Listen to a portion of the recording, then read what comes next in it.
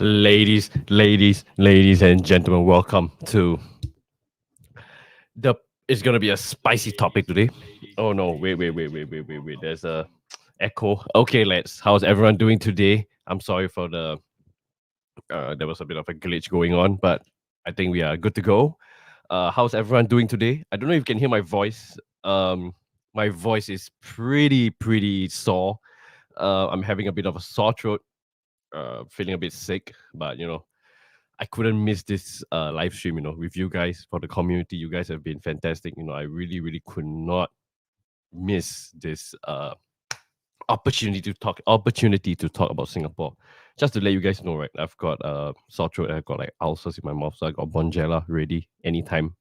I've got strepsils ready anytime. Let me know if my voice has changed a bit. I think it has changed quite a bit. And then I've got my water. Let me show you my 3.8 liter water. Here we go. It's gonna be a great show. I'm gonna get good friends on the show, familiar faces. If you guys are in the Telegram chat, the link will be there. Feel free to join in the chat. I'll do less talking today. Do more moderating. I might. All right. So yeah. So yes, I can hear your voice. Yeah, not doing good because Nishi still has a job. Yeah. Evening. Good evening, everyone. Yep. The loss. Okay. So just to let everyone know, right? I was actually feeling a bit under the weather before flying to KL, and I was like, "Oh no, like, is this gonna screw up my plans?" But I persevered through. My parents did not raise a quitter in me, right? So I had to go on. I conserved as much energy as I could for the vlog, and then after the vlog ended, I'm just like, "Holy cow!" That's why the edit took a bit longer. Actually, I could have finished the edit for the vlog one day earlier, but I was so tired, I knocked out. And then, lucky on the way back, I managed to meet some of the community guys, the Goal Difference community. Good to see the Singapore Brigade, a lot of the Singapore community at Bukit Jalil. And then when I came back, that was when everything just came crashing down, right? I was feeling terrible, but I managed to persevere to do the edits, and my voice is terrible. Let me know if my voice is really terrible, yeah? Thanks, man. I really do appreciate the love and support. That's why today actually I asked the chat whether I go live today, but then some of you are saying like, please do not go live. Take care of yourself. Health is very important. But you know what? I'm going to recover. This I cannot. This is very hot topic, right? And West, we got things to talk about. It's going to be a very spicy topic. And let me drink some more water. All right. So I see the comments coming in. I've got a few. Okay, so as I said, this is going to be like an open live discussion. We're going to talk about everything about Singapore today. Um, and then let me show the banner. First of all, I want to say before I left for Malaysia, if I'm not wrong, I only had 460 something subs. Right now, if you see the page, I've got 560 subs. There's almost 100 subs growth over after the vlog. After the live streams, you guys have been fantastic. Thank you so much for the new viewers here. The OGs, you guys know who you are. Thank you so much for supporting the page as always. I really do appreciate it. Some if you guys know me, I always like to repeat myself over and over again. I want to show like it's about building the community, and also making sure that we all have a voice to be heard here, and trying to make significant changes in football, in local football, and also just in football, and having good communities, right? Yeah. So spicy topic must eat some young broadcasting. You see, so you guys, as I said, I always stress the point, right? This co-difference community, this initiative is nothing without you guys, right? So thank you for everyone for tuning in. Let me just, okay, so I did say 10 minutes. I'm just going to ramble on a bit to say my appreciation, my thanks to everyone. Then I will start inviting the people in. And we're going to have a banger of a show today, all right? My thoughts about KL. KL was fantastic. Bukit Jalil is such a beautiful stadium. Malaysian fans were fantastic. There were, of course, your minority that were, a bit rowdy, a bit on the hooligan side, right? But at the end of the day, it was all fine and dandy. I think it also helped that Malaysia beat us. So, all fair and square. As long as we did not cause any trouble, I think the Malaysians didn't want to trouble us. And yeah, I can hear my voice, right? It's really, really, this is a very, very I feel like a wounded animal right now. Let's just say in my Insta story, I feel like a wounded lion right now. But as I said, my parents did not raise a quitter in me. I'm gonna persevere on for you guys. Thank you so much for the love and support. It's because of you guys, um, of your love and support for the community and for this channel. That's why I love doing this for you all. It's really energizing and motivating to do this for you guys because I love talking about football. I know you guys love talking about football, and I know we want to see significant changes, in local football context. So, with that, 34 people are in here. Never would I imagine 34 people averaging the stream. Thank you so much from the bottom of my heart. I really do appreciate it. The goal difference. So, let me go through some comments. Yeah. All right, right. So, I don't want to keep dragging on, but okay. Before I address the comments, let me just say this. Thank you, everyone, for tuning into the vlog, even if it's for 5 seconds, even if it's for 10 minutes, even if you stayed for the whole 1 hour. I really, really do appreciate it. The vlog has massive numbers. I know on YouTube it says that it's about 2 point something K, right? If I'm not wrong, the actual numbers are almost hitting 5K right now. So the vlog is really, really doing very well. Big up to the Malaysians. The Malaysians have been tuning into the channel. There's a lot of Malaysians subscribing to the channel. It's very heartening to see the Malaysians supporting the channel because they're saying like, oh wow, there's a Singapore vlogger as well to do football content in Singapore.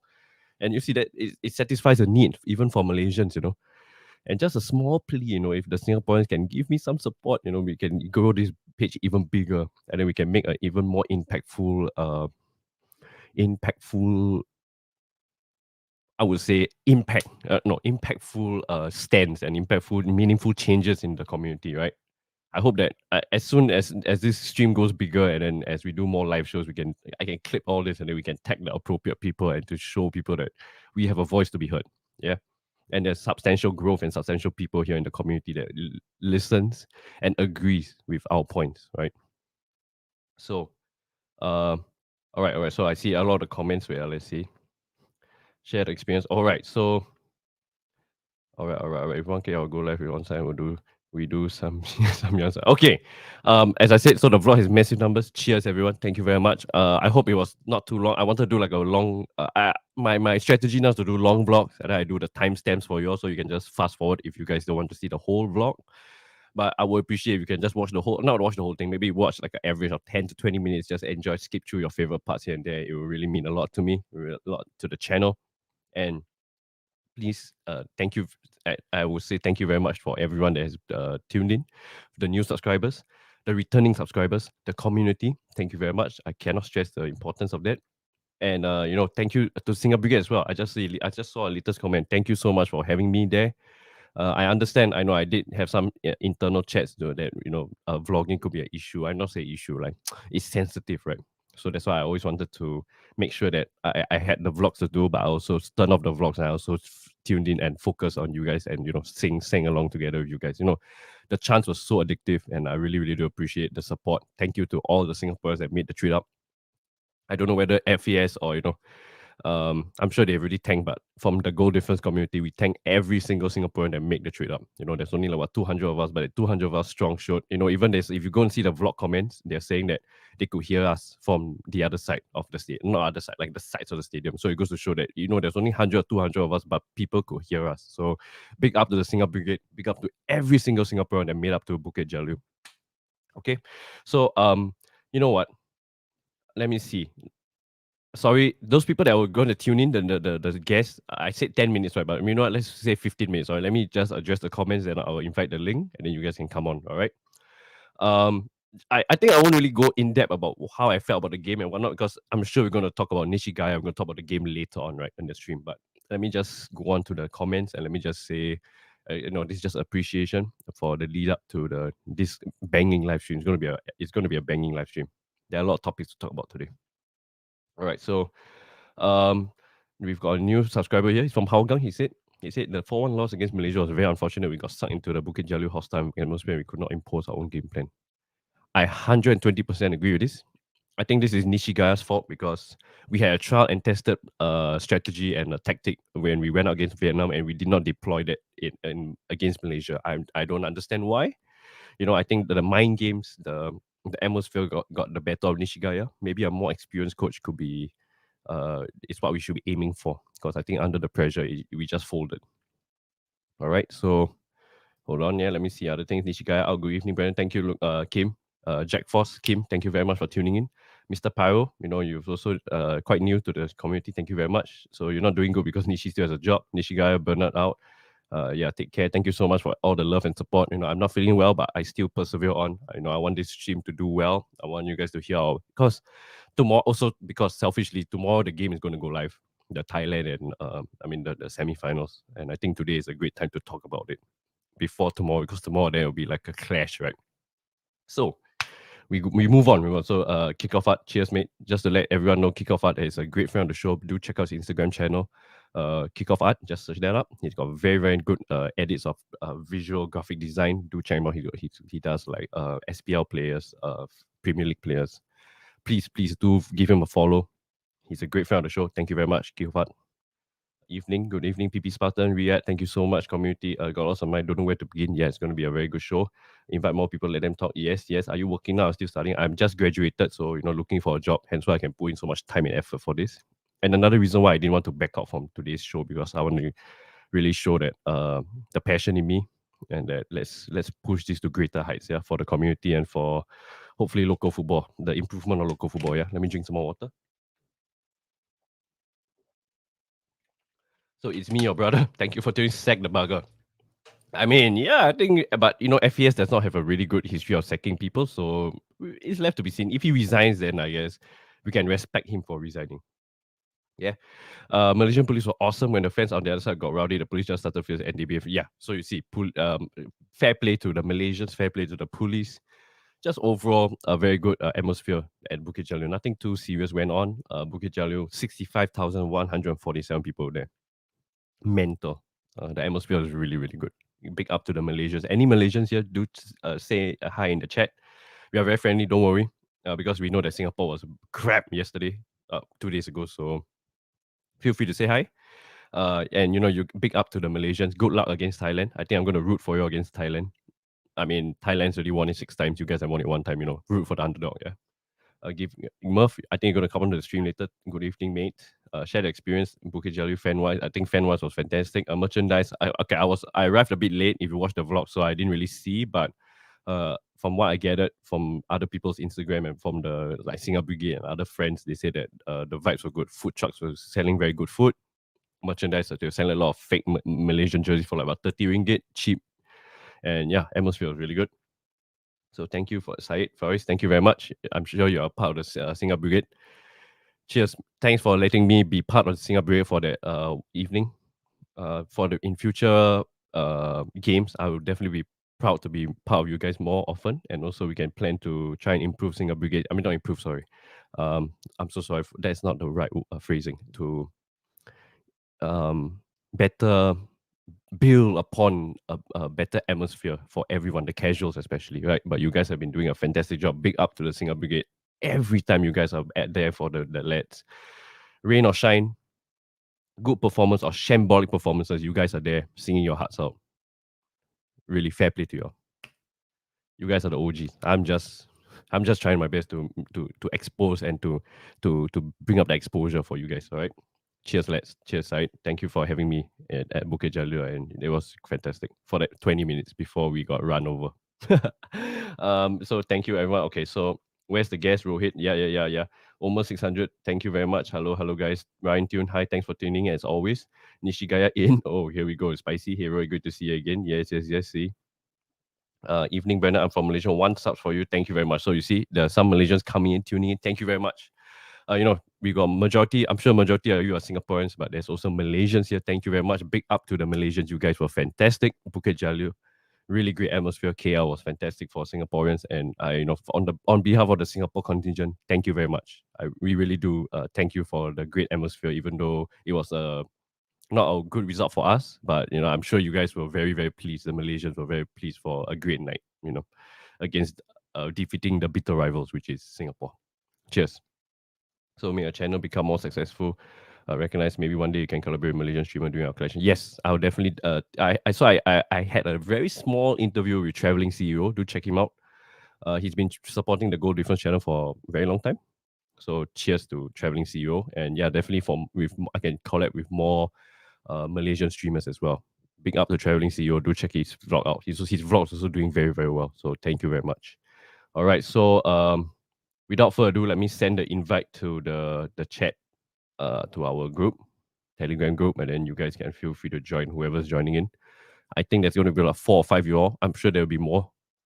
So this invitation is going to be open to only the people in the chat. To join the Telegram chat, I guess that's a kind of a privilege of being in the Telegram chat. So you guys can feel free to always join the chat, and I'm very, very, very, very, very, very, very, very happy to, entertain you guys and let your voices be heard. This is the platform for you all to be heard, and All right, so we got our first guest here, Murph. Okay, before Murph, before I intro you, let me go through some comments first, right? Then I'll pass the time over to you guys. All right. Oops. Yo. Let me. Yo, man. Right. Oh, You hear me? Yeah, but I think your fan's a bit noisy. Your background. Yeah. So you can settle not it. mine, huh? Yeah, I don't think it's yours. I think it's yourself. Right. Yeah. All right. Cheers. Hold on, guys. Let me settle this here. Hold on. Let me. Okay. Yeah, brother. Okay. So let me see some comments here. So thank you everyone for tuning in. All right. So we got our panelists here. Let me see if we got any big comments I'm missing out here. For real though, yes. So good. Murph looking forward to seeing you with our cat one day. Okay. All right. So we are on to the spicy topics, right? First of all, I just want to thank my two panelists, my two guests. As always, if you tune into our previous stream, they're here as well, giving great points. And yeah, we've got Murph and Sal, both part of the Hougang Hools, both part of Singa Brigade as well. But unfortunately, they couldn't make the trip up, but they are always there in spirit. And big up to you guys. And how's everyone doing today? Maybe I start off with you, Sal. How are you doing today? Yeah, I'm good so far. Still feeling sour about the defeat, but what to do, man? You gotta suck it up and move forward. Yep, it is what it is. And Murph, how are you doing today, mate? Yo, cough, flu, sore throat. I think. Oh dear, sounds like me. Yeah, but we just wing it lah. Oh, I better silence my phone. The Telegram chat is just. Yep, it is going a bit wild, right? All right, so I think we're going to see more guests coming in later, but I think it's good to start off with the three of us first. Again, I think I'll need you guys to help me carry a bit of the show because you can hear my voice. I'm very nasally and my sore throat. But thanks guys for tuning in as always. Yeah. Okay, so East One has said that he feels the same. I think the vibes are very sad after such a disappointing, even a campaign, if you could say that. And before we move on to that, Mr. Pyro has said, how did Murph get the kit he's wearing? Murph, why don't you address that? Okay, once the euphoria, I think within the week of winning the league, the club, not the league. We won the cup. Sorry. And next year we win the league now. So, and once Hougang won the Singapore Cup, within that week, the club management, I think, contacted one of our top boys. Okay, wait, I'm so sorry, Mel. I think Sal, your room's a bit noisy. I think we can't really hear each other. That's the living room, I reckon. Yeah. Sorry, yeah. I go inside. Yeah. Hey, I hope you show your legendary cabinet. The cupboard. Yeah. 500 yeah. This one. Holy cow! Look at that. Okay. Yeah. All right. Awesome. So I'm so sorry to cut you off, Murph. Please go ahead. Okay, thanks. So the club management decided to do a very limited edition. Unfortunately, it's not for sale. I mean, if I had a choice, I'll try to urge the club to let this be available. But it's an limited edition of I think the club only produced 150 of these shirts, and they did ask the Hougang Hools whether we wanted but they did it. They produced it mainly for the players and the families . Yeah, so I'm very grateful for the club. I mean, I guess this is really a love letter after 12 years of not easy supporting the underdogs. This is really a love letter from the club to us Who's, and I'm grateful. such a banging kit because I think not many clubs do this black and gold kind of. It's because it's commemorative kit, right? They're not going to wear it on the pitch or Something like whatsoever. that. So No, it's really, really special. You know, it means like what Murph said. It's really, really special to the I fans. don't know whether you can see. Yeah, we can Can you see. see the back? We can see. Yeah. So Sal as well. He's also got his own jersey, right? Like what Murph Yeah. said. The Who's got one each, and Yep. fantastic. Really, really good jersey. I'm jealous. I'm jealous. But anyways, um, we move Yes. on. We move on. So it's gonna be a very again. It's gonna be a very, very spicy topic today. Let's move on to the first topic today, which is you know what? Should we? You know what? Let's just dive into this. So yeah, the game itself. Oh, For game me itself. personally, I think just to just say a few words. I was very, very disappointed in Nishigaya's tactics from the get go. I can understand Shower Anwar not starting, but when we started playing, I'm just like, oh no, this is not kind of the defensive kind of football they were playing, and we were trying to play off the back, which was very, very dangerous, especially at Bukit Jalil. So I think from the get go we got our tactics wrong, and we were rightly punished by Malaysia. And yeah, that's rough. Let's basically summarize my thoughts. Sal, what do you think about the game? She to me is just a time bomb waiting to be, explode. Because you can see from the first game, we were really struggling on fitness. I'm not sure what Nishigaya and his coaching team did with the boys, but you can see the most of the time from the friendly against Maldives all the way to the Malaysia game, we look jaded, tired. I'm not so sure what they are doing, but and then when before the Malaysia game, Kim Pangon, the Squid Game guy, he was like, he was like saying that I already know what Singapore is going to play with defense, and I think Nishigaya got stuck on it. He decided to go opposite, and so you look at Malaysia, every time they go up and attack, they look like scoring. We are lucky, to have uh, Hassan Sani, saving a lot of games. It should be easily be 11 or 12-1, I think, if we didn't, if Hassan did not do his job.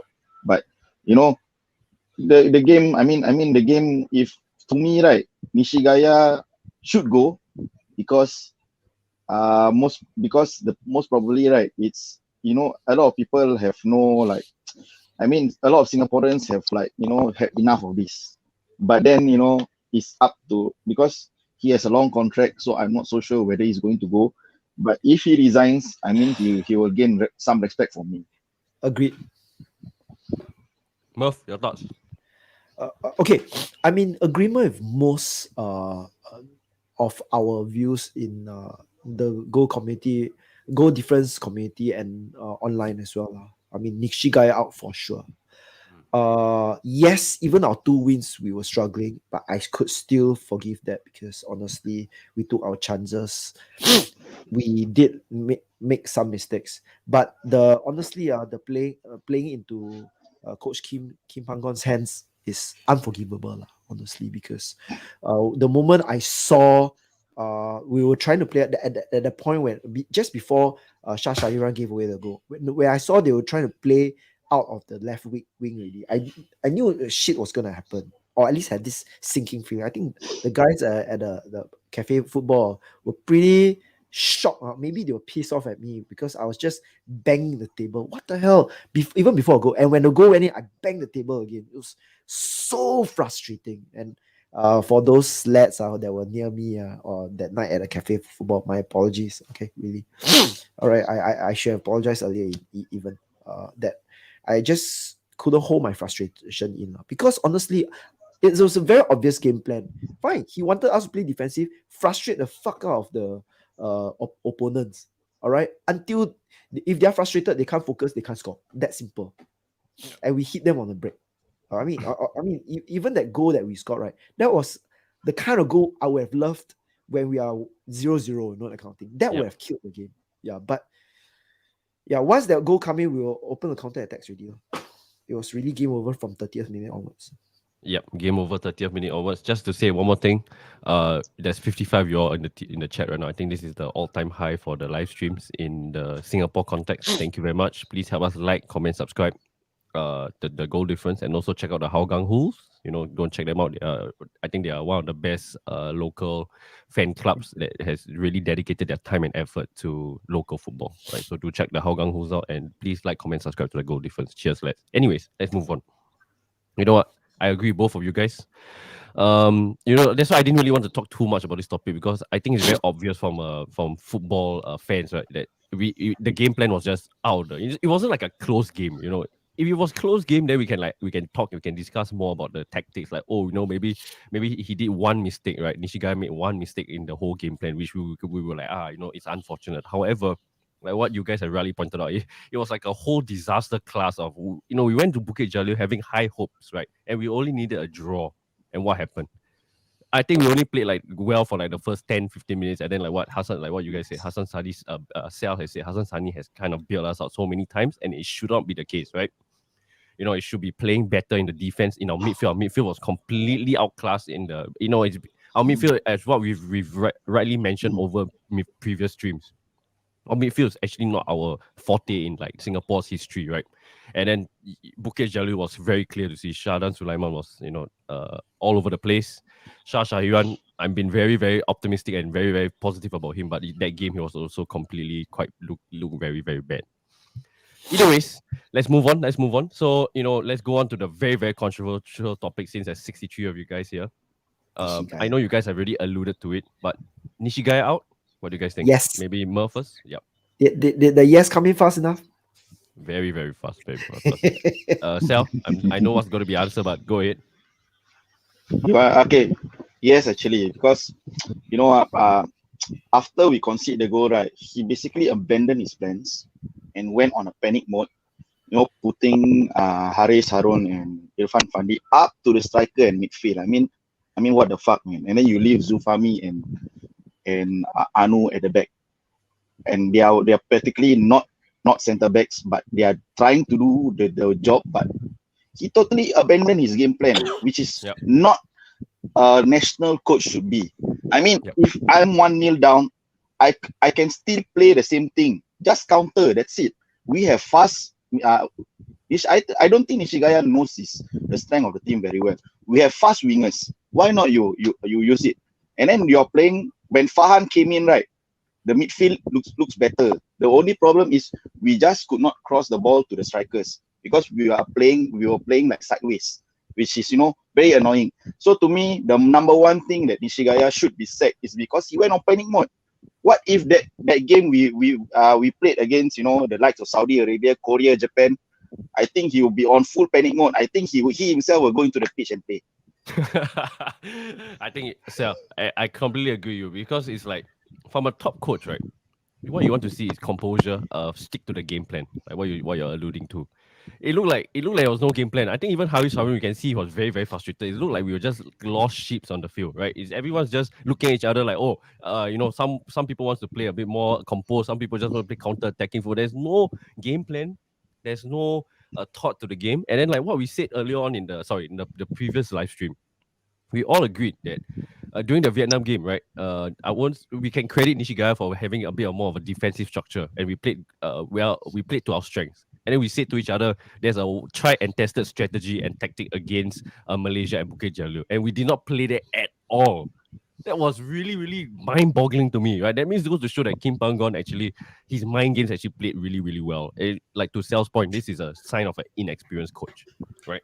You play to your strengths. You ignore the noise. You play your strengths, and you who cares whether you get a 0-0 draw, 20% of possession of the ball.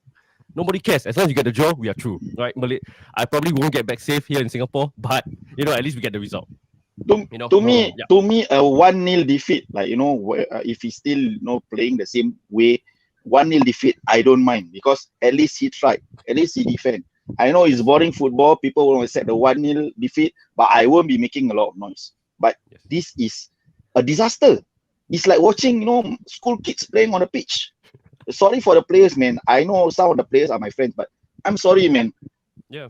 It's like totally, watching a secondary school, a top secondary school team beating the likes of, a small secondary school team. It's basically no tactics at all. And it's panic mode. That's why I was so pissed watching the game. Until now, I still cannot forgive anyone. Not the players. I cannot forgive the coaching staff for doing that. If I see him, I think I will turn away. Yeah, I mean, you rightly Yes, pointed out that it's very very harsh criticism, but I think to me it's very very fair because like to your point, I respect you, Sal, for saying that you lashed out at the players and you even apologized to the players because some of them personally, right? But what can they do? Because like if your coach is telling you one thing and then they don't play to their strengths, then basically the players are just out there just like, oh wow, they're forcing themselves to play a game that they're not used to. And that's not what a good coach is, right? And the players are just left out there to be exposed.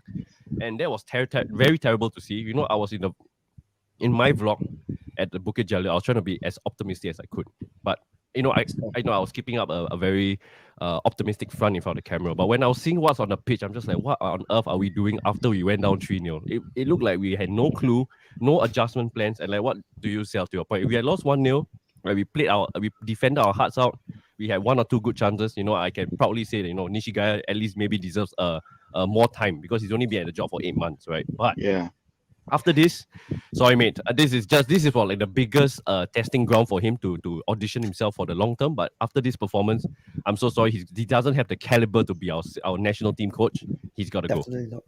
Yeah. Yep, he's got to go. Sorry, Murph, go ahead. Do you want to say anything, Murph? No, nothing much else. I mean, I'm more of a terrace culture kind of fan. I focus more on, the one big positive I bring back from Bukit Jalil is just seeing your vlog, hearing the Singer Brigade and the Singaporeans surrounding them, singing their hearts out, and I have nothing but gratitude to the guys who went up. So Yep. that's all I can say lah. Yeah. If I ponder on all the negatives on the pitch by Nishigaya, and honestly, I mean, yes, the players are liable too, but to me, Nishigaya is the root cause. Yes. And the root cause of the root cause is still the selection process. And honestly, this is I believe this should be the next big talking topic lah. Yeah. So before we move on to that very major topic, right? I just want to stress the point that the players. I think to Sal's point, there's a lot of levels and a lot of not say blame, but a lot of things that we can critique from levels to the game, right? In the Singapore hierarchy. First off, Sal just now said our fitness level, right? That's to the players. Why is our fitness level not up to par against a Malaysia B team? I think we can safely question that to the players, right? Secondly, the coach. I think we kind of already mentioned the coach. We already said our piece. He's got to go, right? Thirdly, the FAS and their selection process. How was this? I know the rumors and reports are saying it was Tatsuma that kind of gave him the green light. Like, hey, this is my brother, let's hire him. What? It's nothing with Tatsuma. It's nothing with Tatsuma. Oh, nothing to okay. It's actually, to tell you seriously, this is the truth. I will tell you. Actually, right? Do you know that we signed the MOU with GFA about 3 years ago? Yes, I felt that we the Singapore fans are getting shortchanged by the GFA. Seriously, you are sending Tatsuma. I have no complaints. I mean, he tried his best, and he got he assembled a very all team, in the last Rookie Cup. But then come in Nishigaya, his experience is only J3. Are you looking down on us? Are you looking down on Singaporeans, Singapore football? Come on.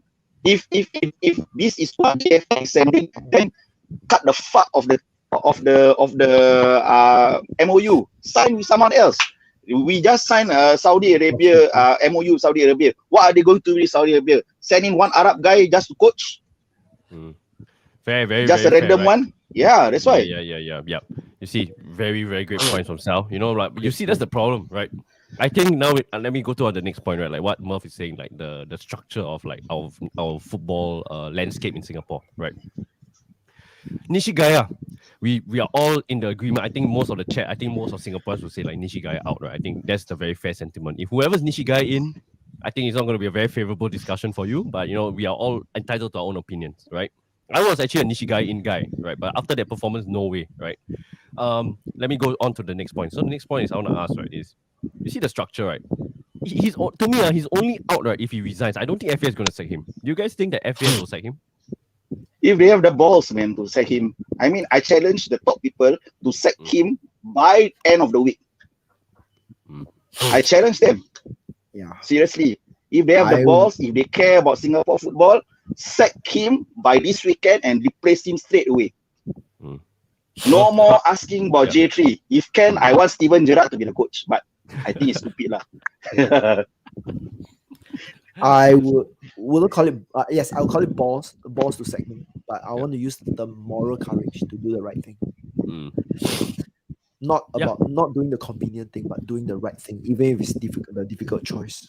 You see, that's the problem. You see, our society, and not this. Not only the FAS. I think just our society. We are very afraid of doing things that are out of the norm, right? So even though like what I think he has more courage, right? Sal, I really appreciate your very very enthusiastic rants. It's good because you see the chat.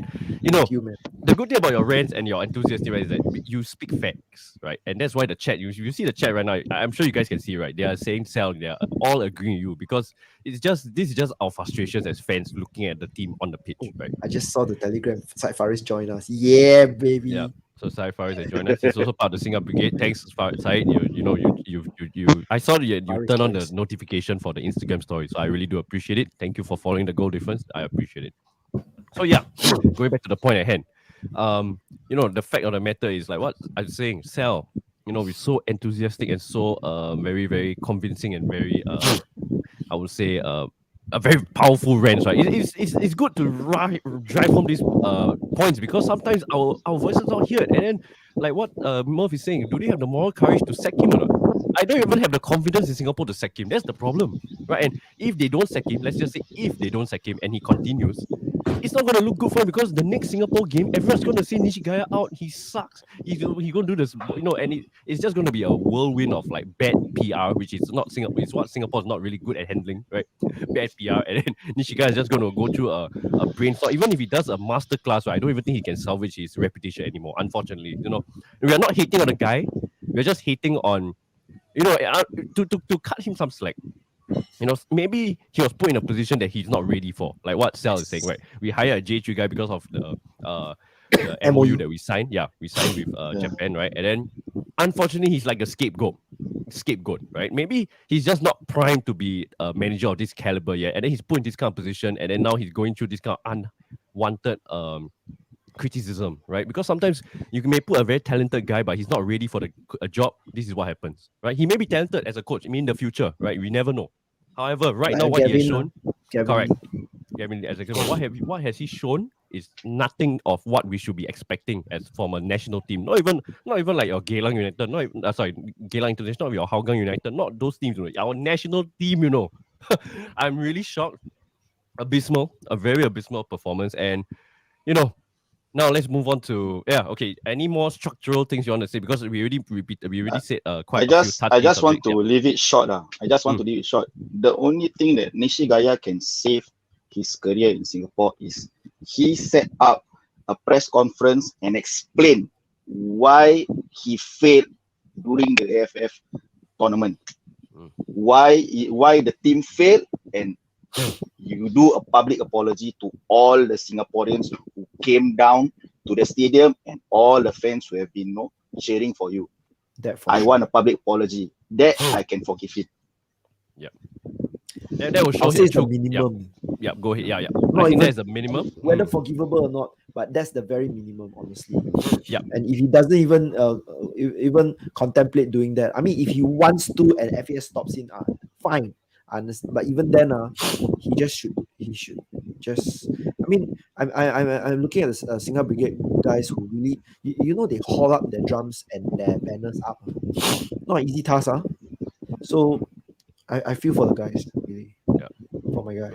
I mean, I 100% agree with you. Even if he's not allowed to at least initiate this kind of conference, because I think press conferences in Singapore is also not as how do I put it? I think people would tend to avoid these kind of things because they don't want the wrong thing to be said. But like what Sal and what Murph is saying, if he has the courage to do a press conference, whether is it forgivable or not, that's another thing. But the respect for him will grow, right? As I said, we're not hitting on the person, right? But maybe the person is not the right position for the job, right? This is not like a hatred attack, like Nishigaya should, Correct.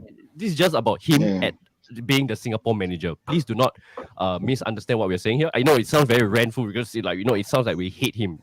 We only hate him because he's the coach. Now we don't maybe don't use the word hate. We hate the fact that we are playing this kind of standard of football and he seems to be the problem. That's the key difference here. We don't hate him as a person. So please, don't misunderstand what we're saying here. But it's very, very passionate from us. And even in the chat as well, you can see a lot of people are agreeing. Some people are saying that the compelling suggestion on the press conference idea. So we are just echoing the sentiments of the Singapore fan base, right? And again, this is a platform for us to come together, and then we can see whether we can gain some traction to show that that we as a community can kind of grow the Singapore spirit and the Singapore football scene. And hitching on to Murph's point, let me just share a bit from my KL experience. There was like 100 plus of us there, 200. And I just got to say that the first 20 minutes, we were like, we were trying to, it was very heartening to hear comments from the Malaysian. So there's some YouTube comments on Malaysia, and also like traveling CEO said that they could hear us at certain bits of the game. In a packed 65,000 seater stadium, I just got to say that's a kudos to the Singapore Brigade and the fans, traveling fans. Even if it's just that short little while, they can hear us, that's good, right? And it's not easy because there's only like I would say there's 200 of us there, but there's maybe actively maybe 100 of us singing. So singing our hearts out at the first part, and then when the game started to tail off a bit, I think that's when we were a bit quiet, rightly so, because sometimes the morale goes down, and you can't blame the fans who took the time and effort to go all the way to Bukit Jalil. With that being said, so let's move on to our next topic. This has been a very, very good talking point so far. Again, there's 86 of us here. Wow. This is fantastic, guys. Thank you very much for tuning in. Like, comment, subscribe to the Goal Difference. And again, let me stress the importance of Murph and Sal. They have been a great, great part of the community. They've been growing this channel together. And check out the Hougang Hools. They're part of the Hougang Hools. And, Hougang looks good next year. We'll see whether they can maybe improve their 5th placing to 2nd, maybe. To win the league this next year. Win the league. Okay, Just so hoping they win the league, man. I forgot. Singapore has lost its Champions League place. Second tier only. Second tier. Is it? Yeah. No, I mean next season is okay, but 2024 we get back, man. 2024 we lost it already. At first we were given an automatic place, but AFC now they have cut it. I already explained in the Telegram chat. No, man, it's okay. Yeah. It is what it is. But we will definitely do a previous live stream. We will talk more. We'll focus more on each team, and then definitely the Hougang United stream. I'm sure you guys will be there representing loud and proud for your team, right? Fantastic. So we'll be there today, but there will be a better episode in terms of vibes. I think today's vibes is going to be a bit angry, a bit on the frustrated tones, right? Because it's all about our national team. You know what? Let me move on to this point. Do you guys think that although we played a very bad game on our end, do you guys think that do you guys think that Malaysia obviously they deserve the victory, but how do you think they fared against us at Bukit Jalil? Maybe I'll start off with Murph. What do you think? I can't, as I said, I'm not a very well-versed football fan. I can't, even watching a live game, my emotions take over. So I can only say from a point of view that I feel Malaysians are simply hungrier. They want it more. I mean, I already said it's semangat that easily 50% of outcomes are due to semangat, team semangat. And like it or not, the young Malaysians want it more, brought on by their crowd. That's why I say terrace support is really key. Yes, we've overcome terrace support, terrace support from the oppositions before, but the UM and the rest of the Malaysians really pull their team through. You can see. Can you even see the background, right? Look at the tens of thousands of lights. Wow, the curve. The when they turn on the lights, and then the curva knot when they score the goals, then they took out their flags. I think the different representative of their Ultra Malaysia, right? It was Ultra Melayu. It was super nice to see, like the 8 flags just flying. Then they were doing their chants and whatnot. Was it representative of the different clubs? I think so. Yeah, I think it is. Then I feel very sad because there's one prominent one missing, and to me, I have respect for that one too. So I don't talk about it but I know why but yeah. Even in Ultras Malaya, who I respect a lot, I respect from the very beginning they started. Yes, there were hooligan elements among them, but by and large, they're top boys. They also understand the culture, their opponents. That's why you see the Ultras Thais and the UM, they have good relationship. Right? We have a lot of respect for UM. Sad to say, there is also occasionally a bit of fracture between the different Ultras groups. I mean, which shows a thriving rivalry between the MSL teams, which is a good thing, just as long as they don't spill into violence that hurts. I mean, Very, very fair. Indonesia to me is the one that crossed the line. I respect the Ultras Garuda as well, but yeah, I hate to see. The only thing I don't want to see in the Ultras scene, right, is actually fatalities and injuries. That's the only thing. It's maybe as I age, right, and I have family, that's how I feel. But maybe the youngsters feel differently. I don't know. Yeah. Sal, your thoughts about Malaysia's game against us? How they played. Well, they step up when needed, man. They were the ones who are in the disadvantage. They needed the goals, they needed a win, and they proved it. I mean, they played to their strength, and buoyed by a partisan crowd, they managed to get a result. And it's not only 1-0 to me; it's 4-1. I mean, it's just like putting shit on our faces, actually. But then I really respect the Malaysian players. I mean, people their own fans were writing them off when the JDT players all pull out at one go. But no, right now everyone is buoyed by the result. I see a lot of positive comments, but I'm hoping they will win the AFF Championship, man. Yeah, they will be the underdogs among the four. Yeah, they will be a huge underdog. Yeah, and I'm actually rooting for them to win after beating us. Yeah. I also have no ill feelings towards Thailand. So to me, I'm the neutral now. Anyone wins it, so long as they put out a good show for all the fans, all football fans, all neutrals. I'm rooting for all four, technically speaking. Yeah, I think there was whoever that qualified Singapore, Malaysia, either nations would have been the underdog in the knockout stages. Yes. But I think Malaysia, with the flag that they're going through, the JDT case and whatnot, they're playing with a B team, because JDT has 8 or 9 of very good Malaysian footballers in their team, right? And they're basically like a B team right now. And fantastic, kudos to Malaysia. They played a really good game of football. Well, with that being said, there was also to cut some to attack them a bit, right? They are playing against an unorganized Singapore national team, so take it as you will, right? But they still turned out when it matters the most, like what Sal said, right? That's at the end of the day, that's what football is. When you turn up at the right time, you can play the most crappiest football. You win 1-0, you win the game. That's all that matters. Yeah. With that being said, let's move on to our next topic. So kudos to Malaysia. Overall, the atmosphere was really good. I said in the intro, they were very, very kind to us. They were very nice to the Singapore contingent, and we don't take it for granted. Right, so thank you very much. Malaysians. Thank you very much. We do appreciate it. And yeah, I think it also helped that the fact that they won. If we had draw or won, I think it would have been a bit more feisty, and we would have been left to be seen. But I think I had confidence. I'll still say thank you, Malaysia. Yeah. Thank you, Malaysia. Not in a sarcastic way. Yeah. I mean, like it or not, we win some, we lose some. They will always be our northern brothers. Yes. Like it or not. Yeah. We want as an ASEAN to actually develop together. You see maybe not a majority of commenters in the ASEAN football social media, Facebook or Instagram, but you see voices like this that comes out, including from me, but also a lot of Vietnamese, a lot of Cambodian, a lot of Thais, no, I don't read, I can't understand what they say. A lot of Malaysians, Indonesians, they also say they want ASEAN as a whole to grow together. We can have our rivalry, but I would say recent years more friendly rivalry. But we want to grow as a region and then try to reach the Asian standard together. Yeah. And that's what I want to see also. You know what? I just want to point out that we are all having a flu right now. Sal is sniffing. Murph is like, my voice is really like on the verge. It's really flu season. If Singapore can rise, we also can rise.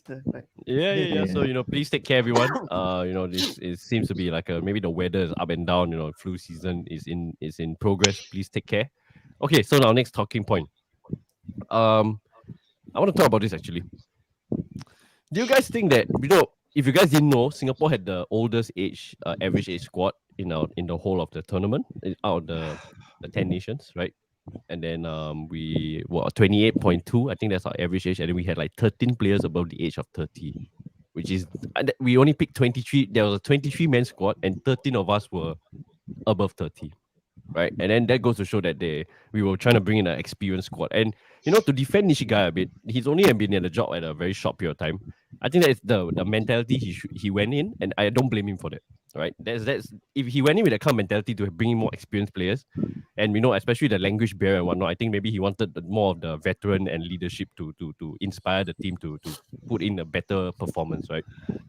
But sad to say that the performances on the pitch did not transpire to that. Our football has been quite abysmal the whole tournament. I think now that we have been knocked out, I can safely say that I think this whole campaign, right, we weren't playing to the best of our abilities with the players that we brought on, right, and we just looked lost. Like what Murph and Sal alluded to just now. There's no proper game plan. Yes, you can make time to experiment. Maybe we can give you the Myanmar game to experiment. Even the Laos game, you want to experiment, and he did, right? Laos, he went through a different lineup. Go ahead, experiment, right? We still got the result. But then Vietnam was the time to show it, and indeed he did show that we can defend well. And then Malaysia, we just collapsed, which was very, very disappointing to see. What are your thoughts about? Do you think that the experienced squad was getting exposed in this whole tournament? It looks really bad on us because Malaysia B team, Thailand is like we didn't play Thailand, but they have a young squad. All these nations, Indonesia as well, they have a. I would say they're not really young, but they also got young stars coming into the squad, right? And like Egy Milana, Aslawi, we all know he's our rival, our villain, right? And yeah, sorry to digress a bit, but Sal, what do you think? Do you think that our Singapore experienced squad was it getting exposed in this tournament? It's not getting exposed. To me, I mean, the right players are selected. Some of them are questionable, but the majority of them, I mean, they are selected based on merit. But the problem is, right, you have to know that this is the same squad that Tatsuma sent during the last AFF Mitsubishi Cup. -1, -2 players, but it's practically the same squad.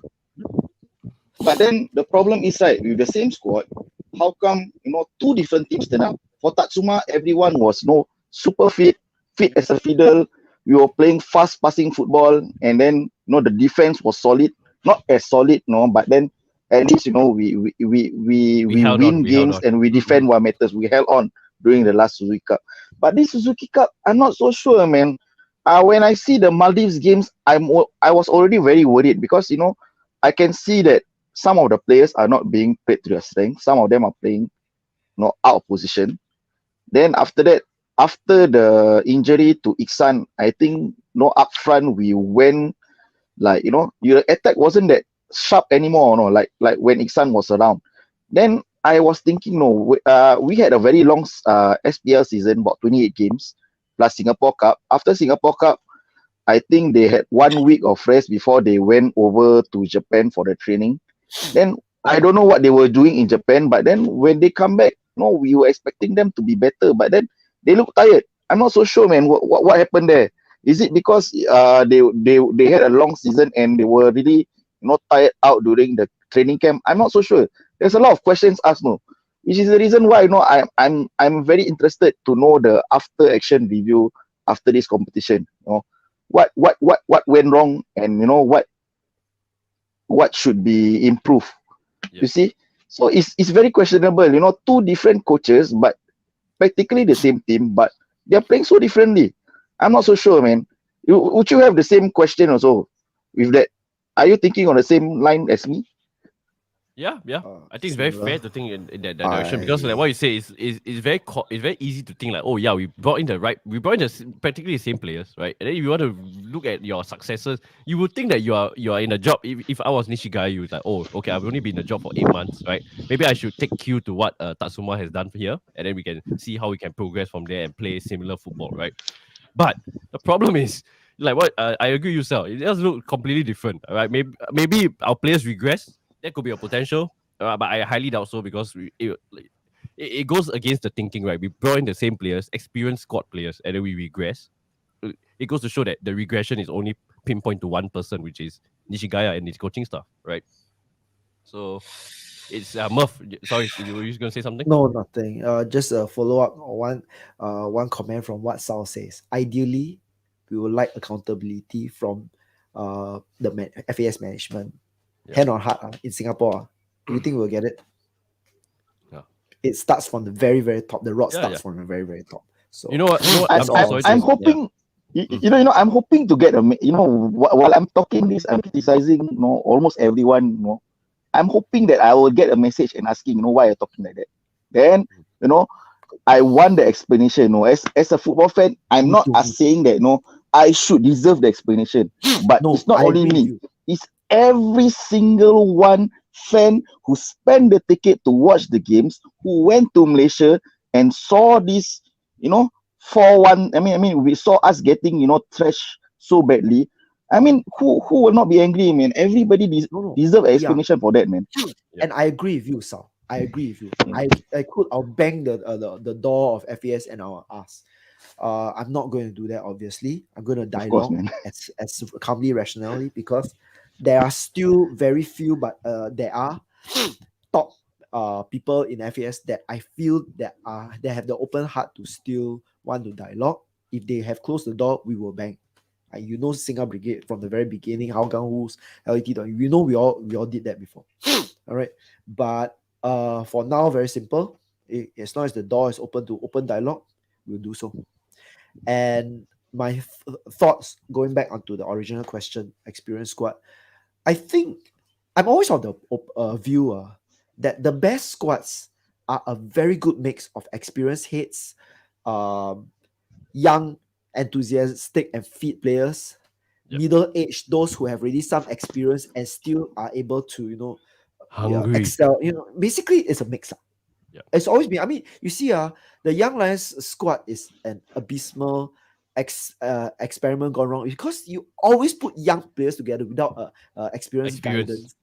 And year after year, the only time they did Young Lions did well that I remember. You remember? Is 2004. 4 when they finished third under Fandi, right? Yep. That's what I remember. That's all. And why is that so? Is it because Fandi it wasn't that old then? He was really No, young. bro. Tell Right? you something. They had Shari Risha back then. They had Oh, that Kairu Risha. Amri. They had Bai Haki. All during that time, the class of 84 was there. Yes, And yes, they yes, yes. were most of them were actually scouted by European teams. And But then they choose to unfortunately, stay, in the SPL, well, it's okay to if we want to excel in the SPL. And subsequently, all three I believe they went overseas. I mean, Bai and Sharil went to Arima, correct? Yeah, Indonesia. Yeah, they mostly went to Indonesia, right? Indonesia. So Yeah. and then of course both went to JDT after that, but and JDT too lah.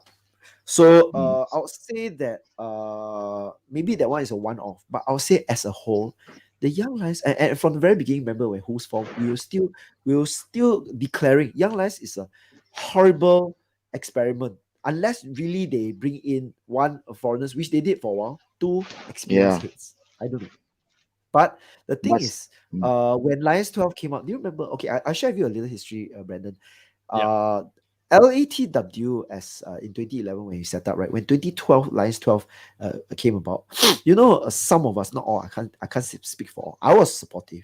First season, I bought a season pass in the grandstand. I want to support. But what FAS did was they kind of quietly promised, hey, this young Lions squad, maybe they should be promoted. So I was hoping, just send a developmental squad, show them a mix, put one or two overage players. Good. Okay. You know what they did? They took a virtual national teams. Okay, hear me out. The idea is, they want to excite the fans. They want the fans to come in and be excited. But think about it. In terms of developmental football, okay, what happened to our S League? They stripped the best players from our S League. Yeah, So it's like very contradicting, right? It's like and what happened to the competitiveness of our S League? Just went I mean, down you the get drain. eventually the Lions 12 squad, they won the FA Cup. They won the league, then they won the FA Cup. Fair enough. Yep. Silverware, that's what they won. And of course, after that, they were out. One second, my daughter called. Sure. Yeah. No, the worst thing that happened in that season during the S League, right? It's like there were clubs being advised to close down because they just want to collect the money together. Yeah. I don't know. I don't know whether it's true or not, but there are some clubs like Woodlands, like Woodlands and Tanjung Pagar, they were forced to close down. I'm not so sure why, but we were thinking. Yeah, we were thinking that why you close them down? You already strip the best players out, and after that, right, you force them to close down. Until now, no, do you realize that there's no SPL teams up in the north? No, zero, no. But yet, right, a lot of our best players come from the north. Yes. Well, technically, You can ask your grandfather is also from the north, no? You know, right? Sembawang. The Sembawang gang. Yeah. Yes. Yep. The Sembawang gang. Yeah, actually, everywhere had good players. St. Pat's gave Sam Gabriels in the northeast. A lot of Sengkang gave Dalvinder Singh. So a lot of places give a lot of players. But I agree with you. We cut off a huge part of the north. I'm a fan of having Sembawang Rangers and Woodlands Wellington coming back, honestly, but I know they weren't, okay, for financial reasons. But yeah, I would like to see actually a greater restoration of a greater number of local clubs, because we need to widen the pool. And I think that's the major deep-rooted problem in our national setup. We are shrinking the pool for whatever reasons. Honestly, Zainuddin and Lim Chin then, remember they were the dominant people during our earlier times in Who's. So they were. Lim Chin was the one who actually personally told me he wanted to shrink the pool. I was like, why you do that? Money, I think it's money. They have and also we were like treated like when we were cheering, they were treated us like just another row of hooligans. That's what I heard from him. Yeah. That's why that's the reason why during that time we life. You don't mind, right? You know, life? Yeah. This is a great history lesson for someone who was completely inactive for S League in from 2012 to all the way to 2020. So thank you so much, guys. I really do appreciate it. This is great knowledge for the chat, for me as well. But going back to the original question, I think I want to echo Merv's point. The problem is, I feel personally about to compare Malaysia and Singapore, just in this context, right? Is that the Malaysians are way hungrier than us, players-wise, right? Mentality-wise, there's more to play for. Pride, maybe a better club, better club equals most probably better pay as well. So it's a career advancement. I just feel like in Singapore, this can be a bit of a direct shot at the players. I apologize if I'm offending the players, right? But this is, I'm going to say something that it's not really the players' fault. I think it's just the whole structure of Singapore, right? There's nothing to play for. I'm so sorry to say that. Yeah, you can play for the country. I hope you are playing for the country. If you're not, then I don't even know why you're selected for the national team, right? You're playing for the country, right? But I'll be honest with you guys. If you don't do well, you go back to your SPL, right? You go back to your club, and you'll probably be the first 11 because you're selected as a national team player. You're already like the cream of the crop, right? In Singapore Premier League, you don't get challenged from your first 11 position. And then you just play your weekly football. Life goes on as per normal, right? Whereas in other countries, if you don't put up good performance, your club may reevaluate your position at club. You may even go a decline in your career. That's why I believe so lah. And this is again no slight to the players. I think this is more towards the infrastructure of the league. There's no relegation. There's no sense of what's the one I'm looking for? Risk.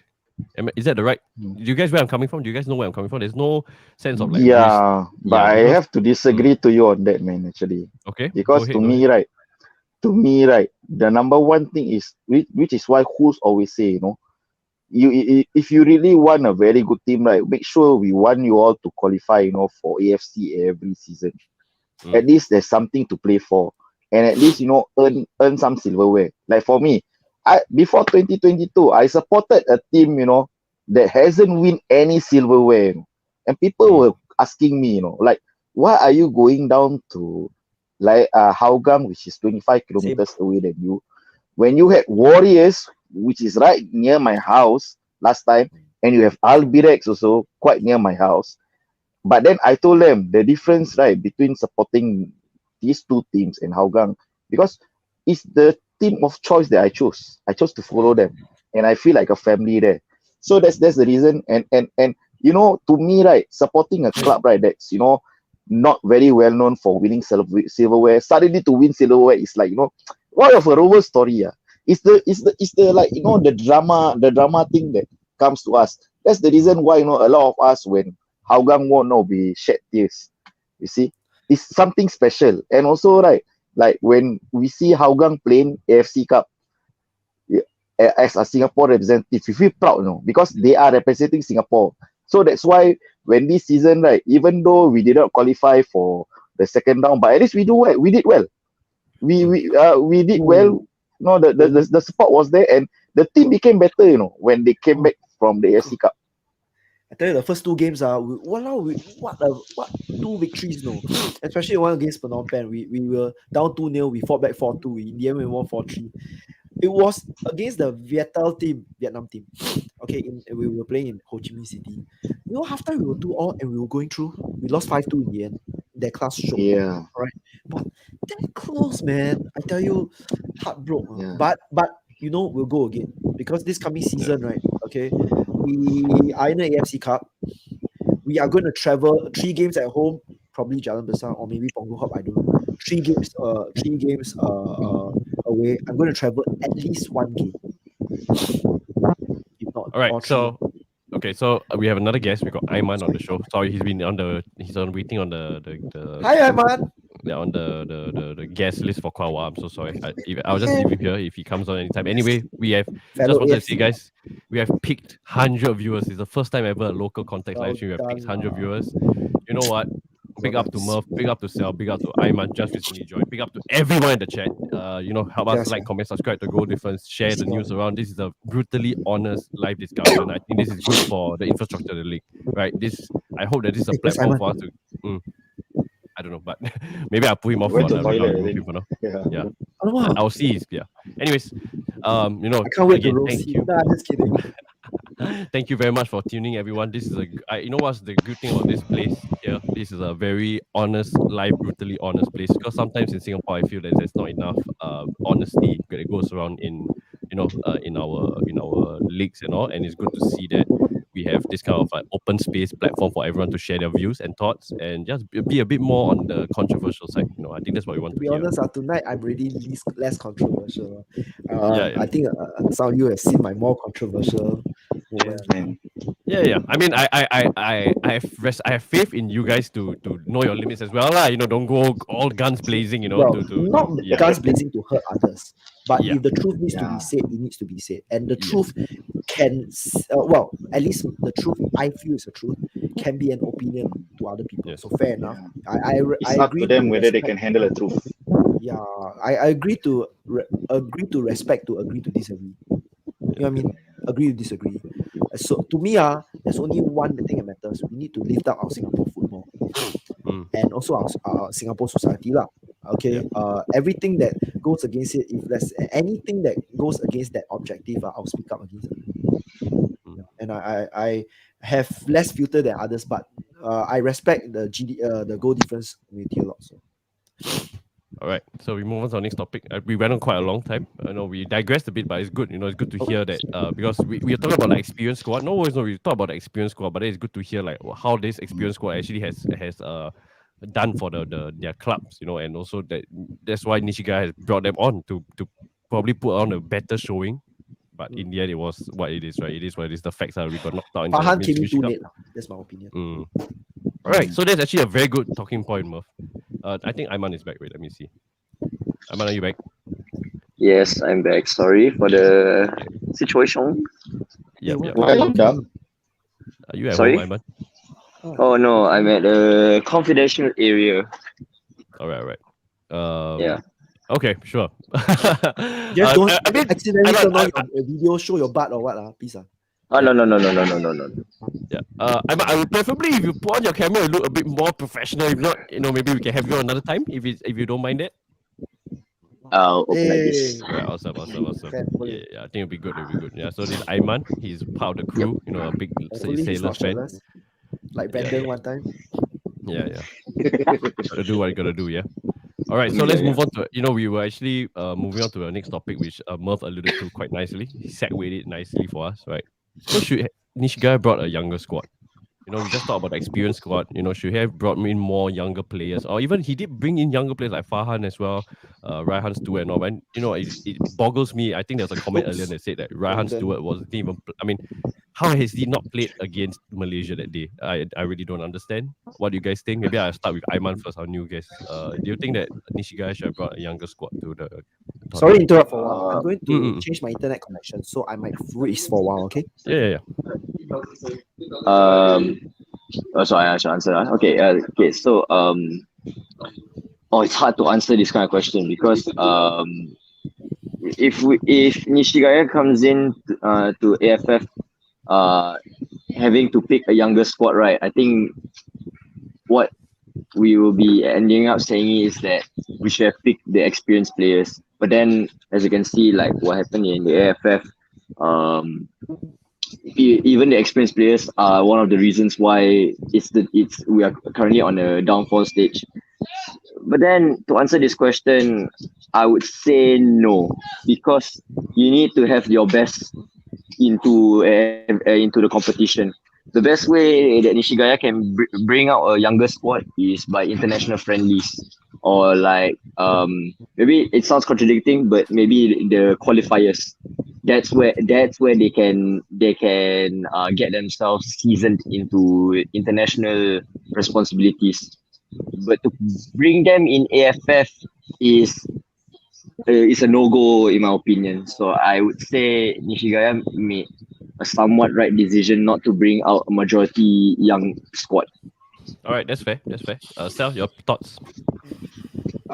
In the end, what's the expectation? What's the outcome that Nishigaya Sal wants has. to go Sorry for? to interrupt you, Sal, but you. If Yeah. yeah, So just to echo, Sal has repeated this all over the time, and I think this is very, very important for everyone viewing here because there's more viewers today. Sal has always said this, and I think all of us can agree this. And this is the most important topic and the most important point. I hope that we guys can take away from this, right? Expectations, right? What is the expectations for the national team? What's the expectation as the fans? What's the expectations? Okay, sorry to cut you off, Sal, but that's very, very important. Sorry, Sal. so what's the expectation for what does he want to achieve from this competition? If he wants to win the competition, yes, he should send a strong team, the one that can compete, the best team and the best fit team ever to compete. But you have to remember that the Singapore squad, most of them are in their good years of 30s. I mean, some of them we won't even going to see them, during the next edition.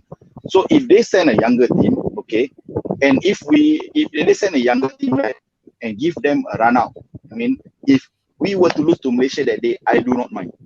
If they lose to Laos, I do not mind. Beach bottom, I do not mind. At least we tried. But I know a lot of Singaporeans will start, commenting, bodoh lah Singapore like this. But then to me, I'll be happy because why? You give them a run out and experience. But that's why I say, right, we as Singapore football fans, we need to have expectations. We are not the same team, we have never been good in the international. Even during Fandi time also, we were never been good. In fact, we were thrashing boys to teams like Myanmar, teams like Vietnam wasn't that strong. Indonesia, teams like Malaysia. But then during the 2000s, that was the peak of the Singapore football because why? That time the S League boomed up. We had a lot of new talents coming in. We have a lot of younger talents coming in. But the problem right now is we only have 8 local teams. And if you want to know, throughout the years, we lost a lot of talents born in 93 to 2000. A lot of them, fell through the net and, left the game altogether. So one thing is we did not manage to retain a lot of talents during that time. So this is the main problem that Singapore is facing. So that's why, we keep playing the likes of Haris and, if you want to know, there are 7 players in that squad with more than 100 caps. Yeah. During the Mental. competition, Yeah. So it's mental, man. So that's why the longevity of our national team.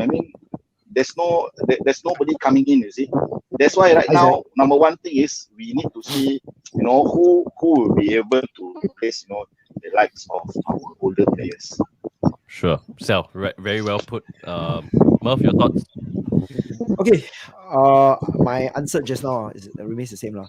Yep. I think it's always good to have a good mix of the best across the generations. It's very simple because we shouldn't just go either extreme. Oh, get the best of the oldest and then try to win this and then leave the future hanging. We shouldn't just also give up one tournament. The point is always be competitive at every tournament, but also with a view to have a future, the long-term future lah. So we are not blooding our youngsters, clearly. Maybe Reinhard Stewart. Reinhard Stewart did well against Maldives, then suddenly he collapsed against Myanmar. That's what I remember. But that's beside the point. That's my short answer. Yep. Should we have brought a younger squad? Yes, but not entirely. Don't go either extremes. Yeah, fair. I think we So are on the extreme of bringing focus, relying on the class of the older, the Haris, that generation. yeah, the generation. I think before I introduce our next guest, a panelist, panelist. I just want to say that I think maybe if you had brought a younger squad, like what to Sal's point, the expectations, maybe Nishigaya would have had a better chance or better time with the PR and like even if we did not do well, and if we had overachieved, he would look like a genius, right? It's because we can say like, oh, we're planning for the future and whatnot. But he went for the experience route. Nothing wrong with that, but the experience route is kind of like saying like we need to do way better than what we did in what we just showed. So it looks really bad on him now. Whether it was a smart choice or not, maybe he was even pressured by the FA. I know, maybe, sorry, this is just pure speculation. Maybe he was pressured to bring on the veteran guys, right? More veteran guys. I don't know. That would be a massive fundamental problem within our FAS setup. Yes. If that was true, then Nishigaya will be. Then I think that the coaching spot in Singapore will be very, very hot right Indictment now. on FAS. Yeah, the coaching spot is going to be like a puppet head, which is not going to be good because then it's just going to be like the whipping boy of the FPS and all these kind of like bad results and whatnot. Yeah. All right. So with that being said, we have Mr. Technical Mind himself, Zach. Welcome to the stream. How are you doing today? Good, very, very good. Sorry I'm late. Yes, I had issue to attend No to. worries. Yeah, no worries at all. No worries. Right. So Not the only one who's late. late to the party. All good. As long as you've arrived to the party, that's the most important thing. Rather than you miss the Better late party than never. completely. Exactly. All right. So actually, I still have some talking points, but let us address some comments. I've lined up some comments to address. Right, so to engage the community, and you guys, again, there's 110 of you guys here. I just want to repeat, thank you very much for every single one of you that's tuning in. I hope that you guys enjoy our conversations about Singapore. We've digressed a bit, also talk about more club football, but that's what it's all about. Yeah, dissecting how we can improve the national team setup by looking at our club football, our structure, everything, the players, the structure. What goes behind the scenes and whatnot. So thank you everyone for tuning in. Please help us like, comment, subscribe to the Goal Difference. Do check out Ayman's vlogs, YouTube channel. He's a bit. You're a bit inactive right now, right? A bit dormant, the page. Ayman. Wait, yeah, I think you're muted. Hold on. Yes, I'm. Yeah, my bad. I forgot that I muted myself. So like, I'm currently on a redevelopmental stage where I am trying to like set what are my goals for the year. So that's why I haven't been posting much over the past month. So yeah. Okay, sure. And do check out the Hools. I've repeatedly, I can't stress the importance of the Hools, to the community, the Goal Difference community. Thank you very much for tuning in as always. And stay tuned and do check out Zach in his SCF singlet. Very, very sexy SCF singlet. SCFFC. SCFFC. He's a Hougang fan, actually, Yeah, Hougang fan as well. Join All us, right, man. So not. Okay, you know what? I just realized there's so many comments, right? But I'll just pick up like the more important ones. Yeah, I'm so sorry we cannot address everyone, right? But thank you very much again for tuning in. We really do appreciate you tuning into the stream and giving us your thoughts as well. All right, so let me go with this one. I think this one we can agree. What do you guys think? We were unlucky, bro, with injuries too. Hope we had Iksan fit. It would have been a difference, but definitely the tactics were all over the place at Bukit Jalil. I think this we can agree, right? If we had Iksan, maybe it can make a difference, but the tactics was all over the place. Actually, if we had Iksan also, I don't think we will recover. Yeah, I agree. He would have maybe scored or make a difference, like excite the fans up front. But I think overall, I don't know. Other than against Vietnam, in fact, I think if Iksan was in front, we might even have lost against Vietnam because we would have maybe lost a bit of our shit just to try to get Iksan front. I don't know. It's just a But hypothesis. Iksan is a better defender, man. I think it will be better. I think it will stay 0-0, then we counter because Iksan has a speed and has the ball retention. So against Vietnam, maybe we have won, but against Malaysia, if the same thing happen, I don't think it's going to be a big difference. Yeah. Okay, I just want to ask a question before I go to the next comment. Right, what do you guys think of Faris Ramli not starting? Actually, I found it very strange. He's been starting every single game. Am I right to say that he started? Yep. Myanmar He started every game. Yes. started every game. Yes. Then he didn't start this game. started I every thought that game. was very very strange because Okay. he's Go ahead. I got a contrary opinion. I feel he has lost a lot of his speed and he became ineffectual. Yeah, but that's my personal opinion. Maybe I observe wrongly. As I said, I'm not the best observer in football of what happens on the football pitch. So I feel How do you okay. feel? Just to quickly add on, right, I feel like Faris Ramli off the ball, he gives us a bit of yes, he's lost a lot of his pace and whatnot, but I think off the ball he looked not so impressive, but I think he would have done way better in the Malaysia if he had started compared to what Amy gave us in the first half. That's Amy was true. complete. No offense to the Hougang No, contingent. I agree. How come? Yeah. Yeah, I agree, man. I agree. Yeah, I Amy mean, Raka I was don't want to completely- say that he's bad, but they did not use him to his strength. I mean, Yeah. Amy But was yeah. never a number 9. Yeah. Correct. Yeah. I just want to say, sorry, Zach, before I pass it, like he had great runs on him. Song and him were actually making good runs, but our midfield completely couldn't get the ball to him. So it made him look like Yeah. completely ineffective for the first half and then eventually the whole game as well. Sorry, Zach, go ahead. Yeah, in fact, that's the thing. I'm very shocked Nishigaya played Amy the way that he played. Like, if I don't know whether Nishigaya has been watching Hougang the whole season. When we did have Pedro, we played Amy up front. Wow, it was pretty terrible in quite a few games. But you see the late season, Amy played on the wing, left wing, right wing, wherever he played. He actually a decent winger. Like, let's not forget Faris' goal was assisted by Amy Raka. Let's not forget. He was the one that sent the ball. Yeah. He's an okay winger, like decent winger. Like he just doesn't have the hold up play, doesn't have that technical ability to hold the ball up front. So I'm really very shocked why Nishigaya played Amy in that role. So that's a very big issue. So has Nishigaya been watching the match? I don't know. Yeah. Yeah. So okay. So this like I'll call it a quick fire comment section. I will go through the comments, right? And then if you guys agree, there's nothing much. We'll just move on. If disagree, please feel free to just step in and override and say your piece. All right. Okay. So we move on.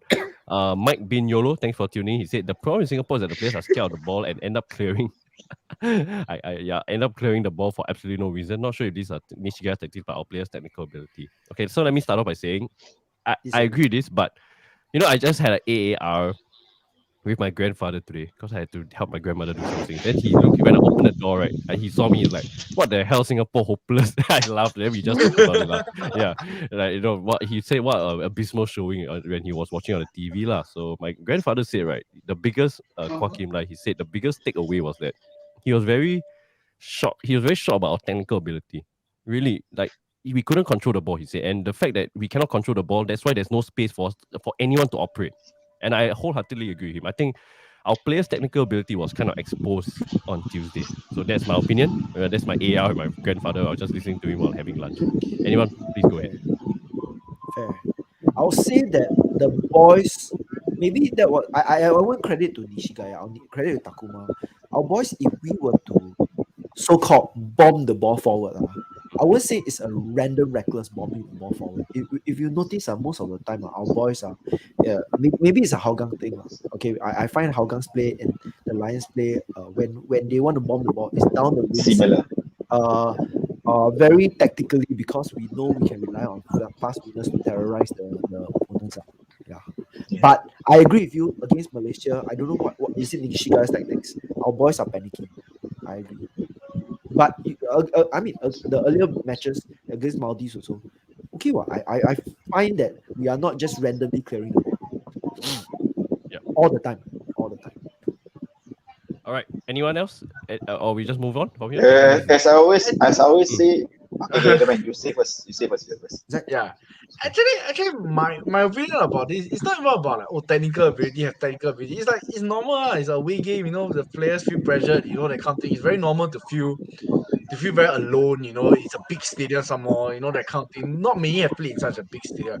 My issue with Nishigaya is that you can launch the ball forward. We can launch it long. That's not issue. But the problem is we're not winning the second balls. It's very normal. Even you watch Man City or whatever, we can send long balls. When we need to. But the thing is, you must be able to recover the second ball. Let's say we hit it up to Amy that day. Oh, whoever is behind, let's say Song Yong, must be able to for example, the ball must be hit in a certain way so it's easier for us to recover the ball, or makes it difficult for Malaysia to recover the ball. Let's say we hit it, maybe we hit it closer to the wings. Then Malaysia may have to force it out, kick it out of our throw. Then we win and throw it up the pitch. That's the kind of things that's how we play under Tatsuma. It wasn't always tippy-tappy nice football. We sometimes set it long, but at least there was a plan. It's just down to the execution. There was like no plan to win the second ball. Just pray. Yeah, which was very problematic. Yeah. I agree. There are two. I mean, when you say win the second ball, two things come to mind. One, I call it wisdom on the pitch, knowing where to be at the right time, right place. Two, desire, passion, and that one is semangat. That's why I say semangat is always 50%. Yeah, if you have the desire, you win the ball no matter what. That kind of thing. And if you lose, your team semangat, your teammate will be there to cover you. It wasn't there. Okay, so sorry. Okay, great points. Okay, so just to let you guys know, this is going to be a live discussion, as I said. Let me just address some of the panelists. I just want to say thank you for the four of you all to tune in. There's going to be more. There's more on the wings, right? You're waiting to join. I apologize first if everyone cannot get their points through today. But in some of Ayman's a bit quiet today. I'm so sorry if you want to say more things. I do apologize. All right, if we don't get all our points through today, but we have more special guests coming on. First off, we have Saif Faris. Hello, how are you there, mate? Can you hear me? Yeah, I'm good. All right, awesome. And then we got another friend of the show. We've got Alvin. All right, Alvin, how are you doing? Hey, brother! Hello, yo! Okay, so The daddy has arrived. The daddy of them all. All right. So, all right. Hold on. Let me clear the banners and make sure we can see everyone. Okay, and by the way, I think someone's mic is picking up a bit of fan noise. Yeah, it's me. All right. So I know you want fan, but that's not the way. All right. So okay, we've got Braden as well. Okay, let me see whether I can. Sorry. So this is my first time entertaining so many people, but let me try and keep this as friendly as easy listening to our 112 people who are tuning in. And before I get Braden on, let me address Saif Faris first. Cheers, brother. You are at Bukit Jalil. Good to finally have you on. Thanks for coming onto the show. Maybe you'll do a simple introduction because it's our first time ever meeting each other. I mean, interacting on the live stream. So please feel free to go ahead, introduce yourself. Yeah, basically Faris here. We together with the rest of the guys, we sort of collaborated together to start Singer Brigade. So yeah, and after a few years, it's going great lah. It has been going great. I supported back then. I'm not going to be shy about it. I supported back then the Lions Show, which a lot of people hated them. But now it's done and dusted. It's over. We look forward. It's more for the local football scene now lah. Yeah, that's about it lah. Awesome, Faris. Awesome. And then we got Alvin. Alvin, also first time on the stream. Thank you. Please feel free to give an intro about yourself. Yeah, hi, I'm Alvin. Yeah. Okay, I don't know how to really introduce per se, but anyway, okay, I'm a Hougang fan, okay, and also definitely national team fan as well. So yeah, so basically just want to chip in my 1 cent worth of thoughts, if there is any that is if worth is 1 cent or whatsoever. All right. Yeah. Awesome. And then we've got another friend coming on the show, Braden. All right, Braden, how are you doing today, mate? Hi, Braden. Hello, Braden. Don't think we can hear you. I think you're muted. Okay, Braden, you sort that out first. I'll bring you back on later. All right, cheers. Okay, so let's move on to the comments. Let me go through. Okay, so again, this is a very, very big panel of hosts. I apologize if you can't get all your points in tonight, but this stream, I don't mind going for a longer stream. If you guys want to talk about football all night, I'm here for it. All right. So with that being said, for the new people joining, Zach, Faris, and Alvin, right? Is there anything prior to earlier on that you guys want to chip in? Because you guys were watching the stream earlier on, right? Is there anything that you guys want to? Yeah. Maybe Faris first. Go ahead. I'm just gonna compile whatever questions that came up, whatever opinions that came up, because it's like I'm gonna go one shot, one kill lah. Yeah, go ahead. experienced players, young players, everything into considerations. I'm going to be blunt here. I'm going to be upfront. I'm going to be straightforward. Most of the senior players have to be dropped. Credits to them for whatever they have done back then. No, the whatever they have contributed. They deserve the recognition. They deserve the credits and all. But when it's time for them to step down, they have to step down. And we saw quite a number of experienced players.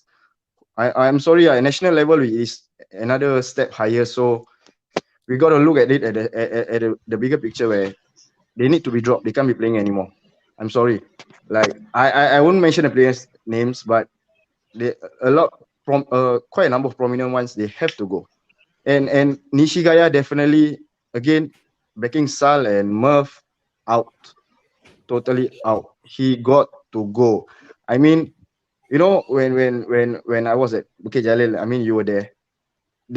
It's not even the 20th minute, bro. It was the first minute. The first thing that I turned around, I remember I spoke to one of the guys. I forget who it was exactly. I said, we are gonna lose. I saw 5 at the back. 5 at the back. And the moment I saw that, I said, we are gonna lose. This guy, what attacks are he talking about? None. How many shots on goal did we have? I can't even count, you know. So, and back to the younger players. You know, if you want to bring in senior players, you're talking about the short period of time that he had. Yes, I agree with you on that. But, you know, you need to have backups. Where are your backups? You know, you can bring these younger players as backup. I mean, let's be honest. There are quite a number of good players, though the Young Lions is not a good project, but there are a good number of players in there, like Joel, Chu, Jordan. I can name quite a few. These are just examples. Why are you not bringing them in? And some people might be saying that no, Joel doesn't have the build. Faris Ramli didn't have the build back then, but he was given the chance, and he performed back then. You know, why are these players not given the chance? Or player like, you know, like you were mentioning earlier, Raihan, why is he not playing in a game like this? He's playing in a Thai league, no, and he's not playing. So where's where's the logic in that? No, I really don't get it. And one of the main reasons why I say Nishigaya out is, this is my main reason personally. I don't get me wrong. He should be out because quite a number of players are being played out of their best positions. Yes. I mean, it's gonna be lame lah. Go and ask Cristiano. Go and play centre back. Can he play? No. Exactly. Yeah. You're right. It's as simple as that. The last game. I mean, at one point of time, I remember in the stands we were shouting, "What the hell? Anu playing as the left back? Yep. Was that his best position? No, we all know that. You don't need to have a ABC license to show that you know football. This shows that we know our football stuff. The fans know their football stuff. They know what is happening. They know which player can play in that position best. And you as a coach, you are being paid. You are being paid to perform and to bring the results for us. You are supposed to play the players at the best, which is at their best positions, the best tactics and all. Okay, your tactics might be wrong, but your lineup in the first place is already wrong. It's as simple as that. Your lineup is totally wrong. Players who are performing are not playing. Players who are, actually, the senior players, sorry, I add on. The senior players, they have declined, not just this AFF. They have started to decline after the last AFF. The few friendly matches that we played, the games that we played against Vietnam, India. I mean, if you all watch those games, they have declined during that point of time already. It was not now. It was not this AFF. It was before that already. Can he go and do some research and watch these videos? These players have the level of playing has gone down. Should I select or should they stay on the bench or no? Those kind of coaches plan A, B, C, whatever. But sadly, like what Sal say lah, there was panic mode. I mean, Anu as a left back again. I'm going to repeat that. Yeah. Yeah, that's a very shocking. But Faris, I think you just said facts. I think every single word you said was facts. Yeah, I really couldn't agree with you more. Yeah. Elvin, your thoughts? Is there anything that you want to address? You can even hitch on to Faris' point. I'm sure there's, Faris has made really, really good comments and points to hitch on as well. Actually, to hitch on itself, right? Definitely, I'll hitch on that because basically what I feel is that, come on, our national team itself, the total number of combined caps playing in the first 11 on Tuesday itself, we are talking about almost 200 plus. We have 2 centurions. Okay, Hassan is a centurion there. Haris, I think so, correct? Yes, 200 over caps, Haris. the rest of them. Yeah, and basically, there were about the Malaysians. I don't think they are even half of the number of cats. So Safari, just to add some What facts is- in the Safari is the most with 47 or 48 now, and then the rest are all like below 20. Yes. Yep. And we are talking about experienced players who have been playing at the international stage for years. Okay, at least minimally for like Hassan itself, almost 10 years or so. Okay, Haris also almost 10 years. But I mean, to me, okay, I think Merv also was seeing my reaction on Tuesday night when we were watching together at Cafe Football. It's like we were practically groaning at every single move that the players were playing. They just lost the composure. Was it because that they are playing in Bukit Jalil? Possibly because it's a huge place and it's not even at its full capacity. So where are the senior players guiding the younger ones? If there is, okay, because we don't see any of the younger players coming in. And for me, is that actually, yeah, Ryan, why is he not playing at all? Why is he not playing at all? He's playing regularly now in the Thai League, although it's second division, but he's still playing regularly. Okay, then what about the rest? And in fact, we have good young players. Okay, for this is for Kimi itself. Okay, Fatullah, that's one of them. Jiaen, okay, Tampines Rovers, Joel. These are all players that has the potential. We saw them play during the AFC under-23s itself. They did perform. They played their hearts out and they managed to hold the Koreans pretty much for the first half. Until the second half, they got tired. They got overrun a bit, but they held their own. Okay, Jian is a good ball controller. Joel can tread a pass easily. Okay, these players are not being... I mean, comparing Nishigaya, okay, or however you pronounce the name, basically Nishigaya who, okay, compare him to Tatsuma is that Tatsuma is willing to bring in new players for a position. He there too. He brought in quite a fair bit of players. Hafiz Noor, for example, he has been out of the national squad for so many years, and Tatsuma was the one who brought him back into the fold. Okay, because he knows he can play. And Tatsuma is the kind of fella, the coach itself, that dare to choose a player on form, not on reputation. But Nishigaya, in fact, since the Asian Cup qualifiers, the one that we had the best chance of ever qualifying for the Asian Cup group stage, okay, in the end, what happened? Okay, he's choosing players based on form or what he knows. And the players were not performing. Maybe because of a new tactics or new coach or whatsoever, but we lost our best chance and we see Malaysia, Thailand, Vietnam, all that going into the Asian Cups. Okay, it's from there itself. It's like, I always like to tell them, the rest of the guys, is that we are looking at Sundram version 2.0. Exactly. Yeah, we're looking at Sundram 2.0, a slightly better version. At least he didn't complain that we don't have enough players. Okay, but it's there. We are playing too defensively. Okay, but Tatsuma with the same group of players, okay, I would say it's almost the same group of players that what Nishigaya is having right now. Tatsuma is there to attack. He there to play attacking football as much as possible. Okay, but Nishigaya, no. Okay, so it's like, I mean, there is a drop, and even for the players itself, some players are no longer the players they were. Okay, we can obviously see that players now in the Lions first 11 were never in the first 11 in their respective SPL clubs.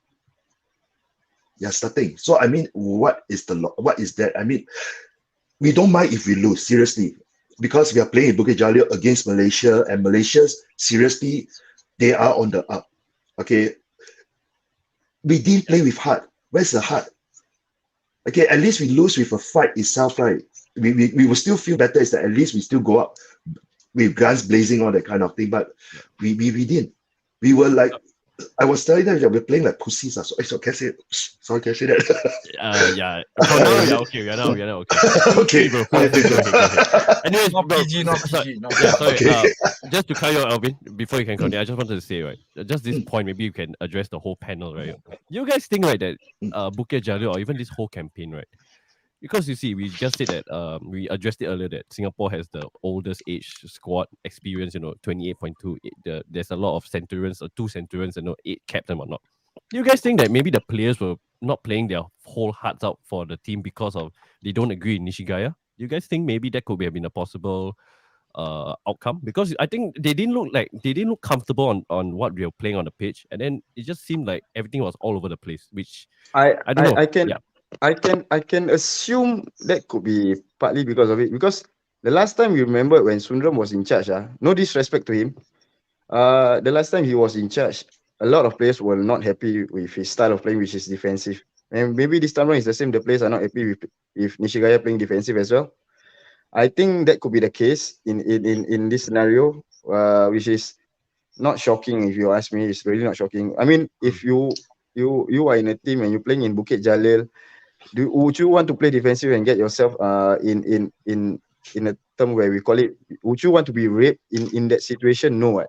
I mean, I mean, I still remember one of my close friends. He used to always say this: we can lose to any team in the world, but we can never lose to Malaysia. Mm.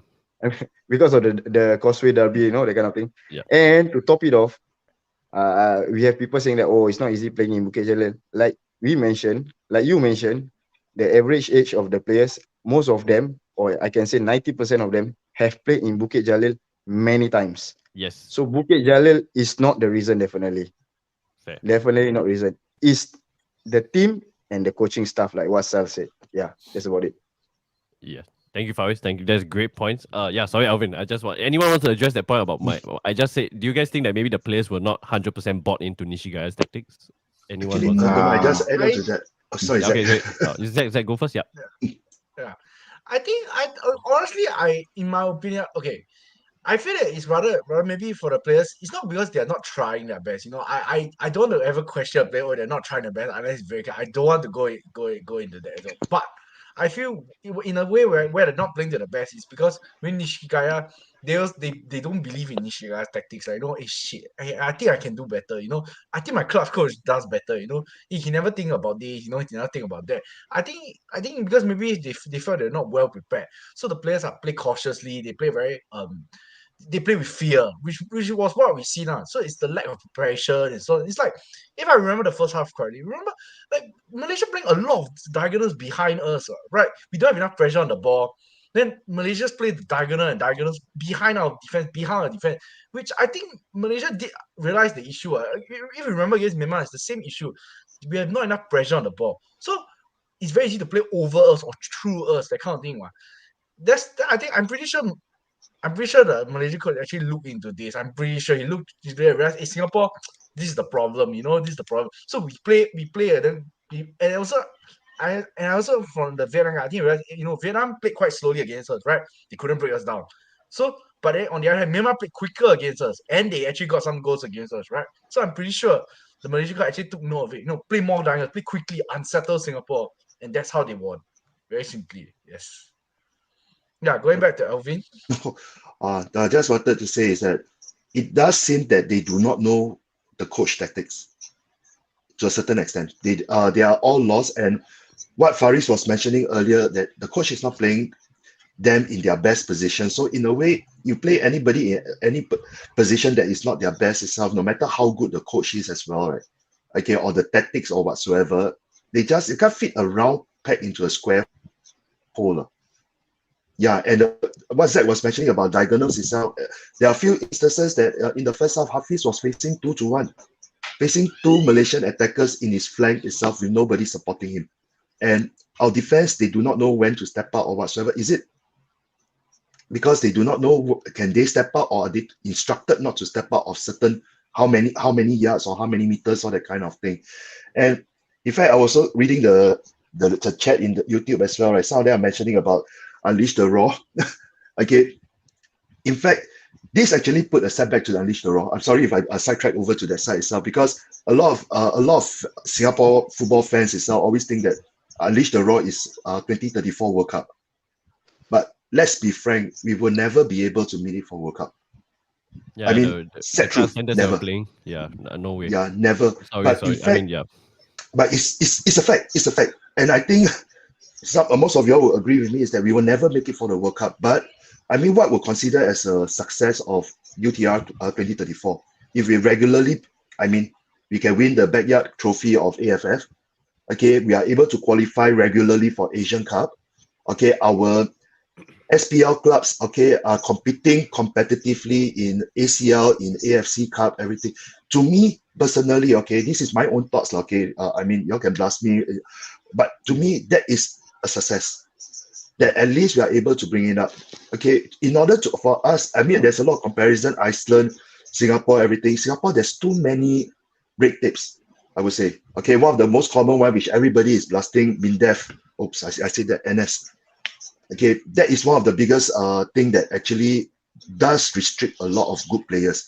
But let's look at it from the flip side of the coin. Fandi did the next best thing. He got his sons to enlist early. Yep. Yeah, but we flip it back again. He can afford it. Yeah. Not every player. Not every Singaporean son can have the Yes. luxury, you know. Yes. And like, you know, especially it's like okay, so sorry to cut you. I just want to say my piece about this, like, because it's a very touchy subject, and I wholeheartedly agree with you. Right? NS is a very prominent factor why a lot of our youngsters are also going out. Maybe they have a talent in football, and then they see NS, and then they see a career like in poly or uni, and then they're like, you know what, football is out of the question, right? It's a very fair topic to discuss, right? And like what you really mentioned, Fandi did the right move, right? Got all three of them to enlist early, right? And then because they can follow the legacy, and then you see, look at how their career panned out for them. You know, they got the discipline from the national service, just being very nice, and yeah, and you know, they managed to build a football career for themselves. However, like to your point, and I think I think 80 or 90% of the Singaporean footballers don't have that luxury, right? They have to go through that slugfest of 2 years, and then when they come out, they don't have the assurance that they're going to get signed by a club. So it's very, very dangerous, you know. It's a very unlikely prospect, and some players are not willing to take that risk, and I don't blame them. I really do not blame them at all, right? So, with that being said, sorry, yeah, that's just my piece about that matter. Alvin, go ahead. Yeah, and in fact, I mean, it's a very debatable topic itself. I mean, everybody has their own different views, but which I totally respect as well. But for me personally, is that yes, NS maybe, I mean, that is a golden cow. That's a, I should say, sacred cow that will never be slaughtered. Yeah. Okay, no And matter also, how. sorry. And not only the young players, even neutralization as well. I think that's the biggest hurdle as well, because a lot of players cannot get neutralized because of the NS, the national service, right? You Correct. go through a back door with one player, and then the whole country is gonna go up in arms, like, wow, well, this guy can get through like a secret like 3 years, or like, you know, only, you know. So it gets very, This is very where political. I'm going to interrupt Yep. and I declare one statement. And Yep. this is going to be a very controversial statement. Fuck me for all I care. All right. If for the Singaporean who goes on social media or anywhere to declare, Singapore football cannot make it, and with the same breath just say, how can we just give exemption to talented footballers? That fucker is the problem. I want to say it outright. He want to run down on football, not interested to build it up, and then don't want to work, not interested to have MINDEF work with the community to help, instead of hinder, help our potential, our budding footballers. So what does this Singaporean want? He is the problem. And these multiplied voices, right? Sorry, Zach, I say first. These multiplied voices that in the thousands, right, on social media or in person, right, all right, is the one that causes the policymakers to hesitate, pull back from actually being flexible.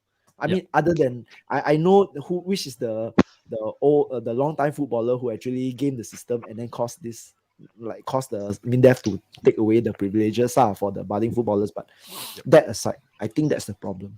Sorry, Zach, you wanted to say? Yeah. I think to elaborate on that, it's just a sad thing that a lot of Singaporeans have to think that way.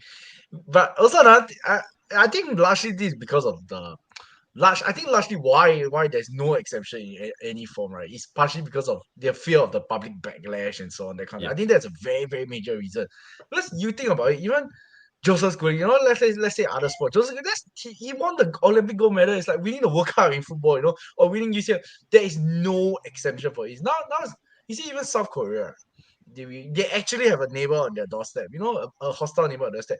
They have an exemption policy. Yes, it's very strict. You know, you need to you need to win Asian Cup. Like, you know, Heung-min Son, if he didn't win Asian Cup back in 2015, if I remember correctly, he would have to serve 2 years.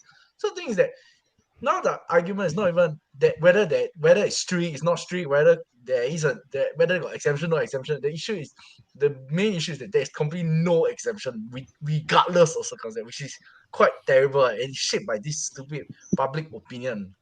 Yeah. And I was actually don't mind you on live stream. I was actually fucking this public opinion for that reason. They are the problem.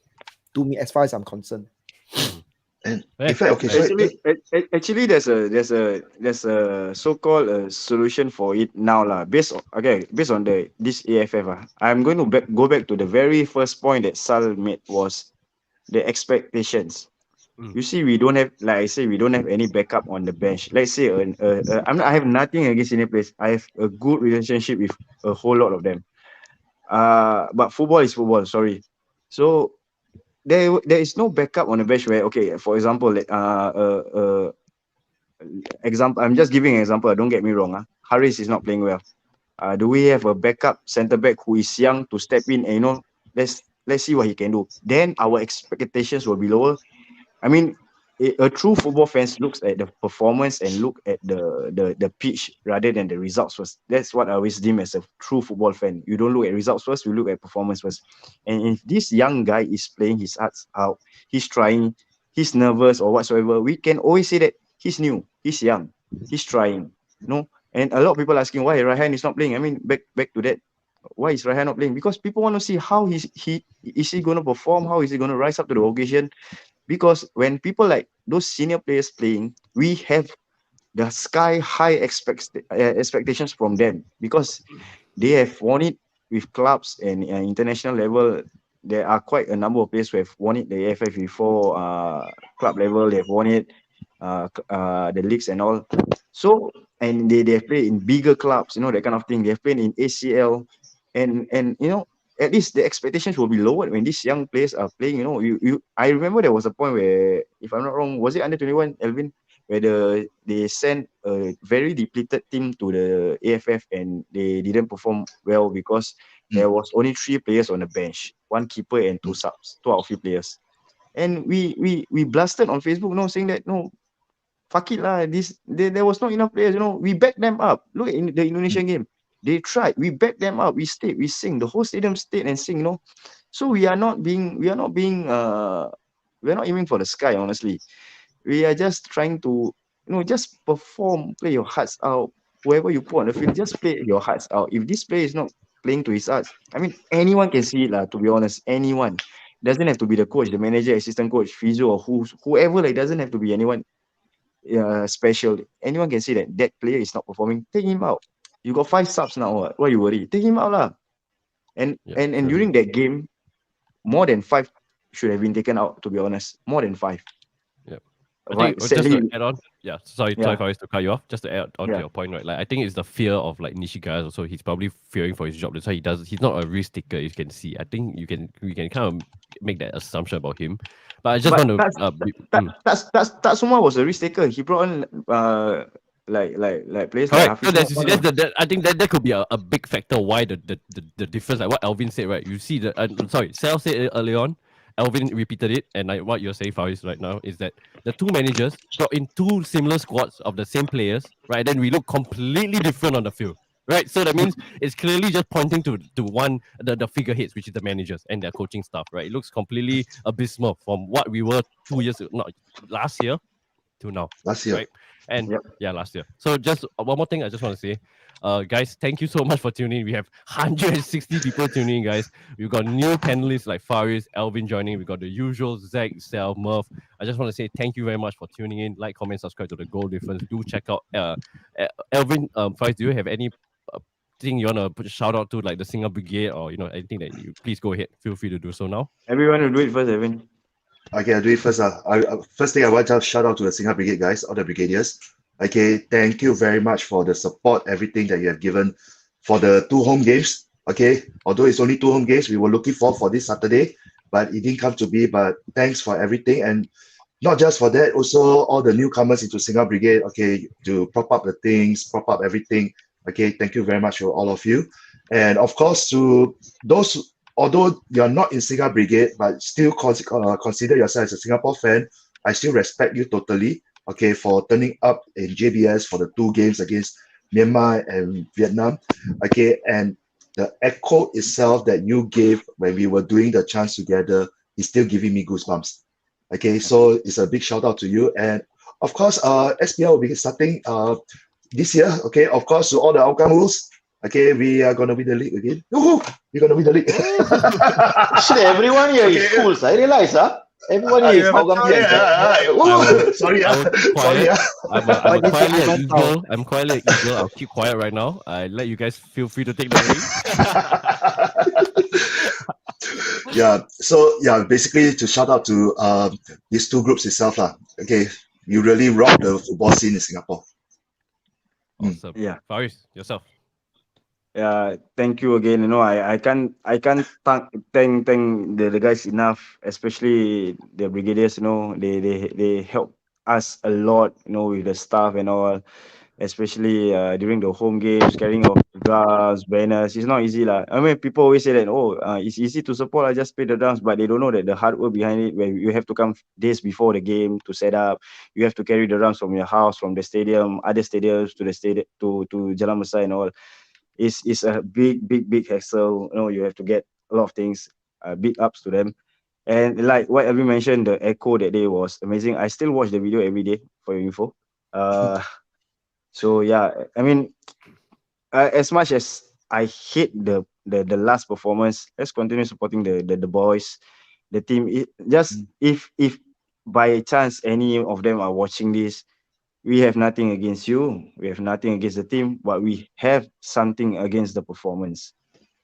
That's all. It's just the football, nothing else, nothing personal. That's That's a all. very key difference that Faris and we are all stressing the point, right? We respect the commitment to the country, to our nation, right? But it's just that performance on the pitch is really lackluster, and I think if you want to be, if everyone fans football, FES, whatever, right? If we want to see ourselves improving in the foreseeable future, we need to be honest with ourselves, which is what the platform is here today about. I think it's good that you guys are bringing up very controversial topics that are not being said in like mainstream media, because rightly so, because they can't address these topics. But I hope that this is a safe haven for us to kind of give this platform. And I'm looking at the comments where you guys are saying this comments and whatnot, and I'll be honest, you guys, everyone's echoing the same sentiments, right? It's just us as fans looking at the current structure of Singapore and like how we want to improve. We all have one thing in common, right? We may differ in who we support, we may differ in the way we want to improve the things and whatnot, but the main goal here is that we want to see Singapore football be better, right? Our Yep. fan, when Singapore football gets better, naturally fans also will tune in more casuals will come in, right? Singapore Brigade can show the voices, and then you guys will attract more people, and then more of Jalan Besar, the kind of instances will happen in a more common occurrence, right? So that's ultimately what we are here for. And I'm very, very honored and glad to share the panel with you guys. You guys are really awesome, and this is how this kind of constructive conversations can go about, right? And thank you to every single one of you who are watching right now. I hope this has been really, really eye-opening and also informative as well, because I hope that we can take this to the next level, right? And then you see the people right here are all like I'm just a kind of a newcomer here, but you guys, the panelists right here are all the true backbone of our country in terms of how we have supported our national team. So they are experienced enough to see how the years of trials and tribulations, right, the ups and the downs. So it's good to have this kind of experience shown to you guys in the comments, and also hopefully to the community in the future. Sorry if I ramble on. I know I got a freaking sore throat, but Can I make a go shout ahead, out? man. In the comments, I just so happens to glance at the comments, the live chat, and I saw there was one comment that asked, "Hey, I want to join Singer Brigade. How can I join?" So I want to take this time to say Yes, that address them. Yeah. feel free to approach. Not if let's say there's no national games during the regular season.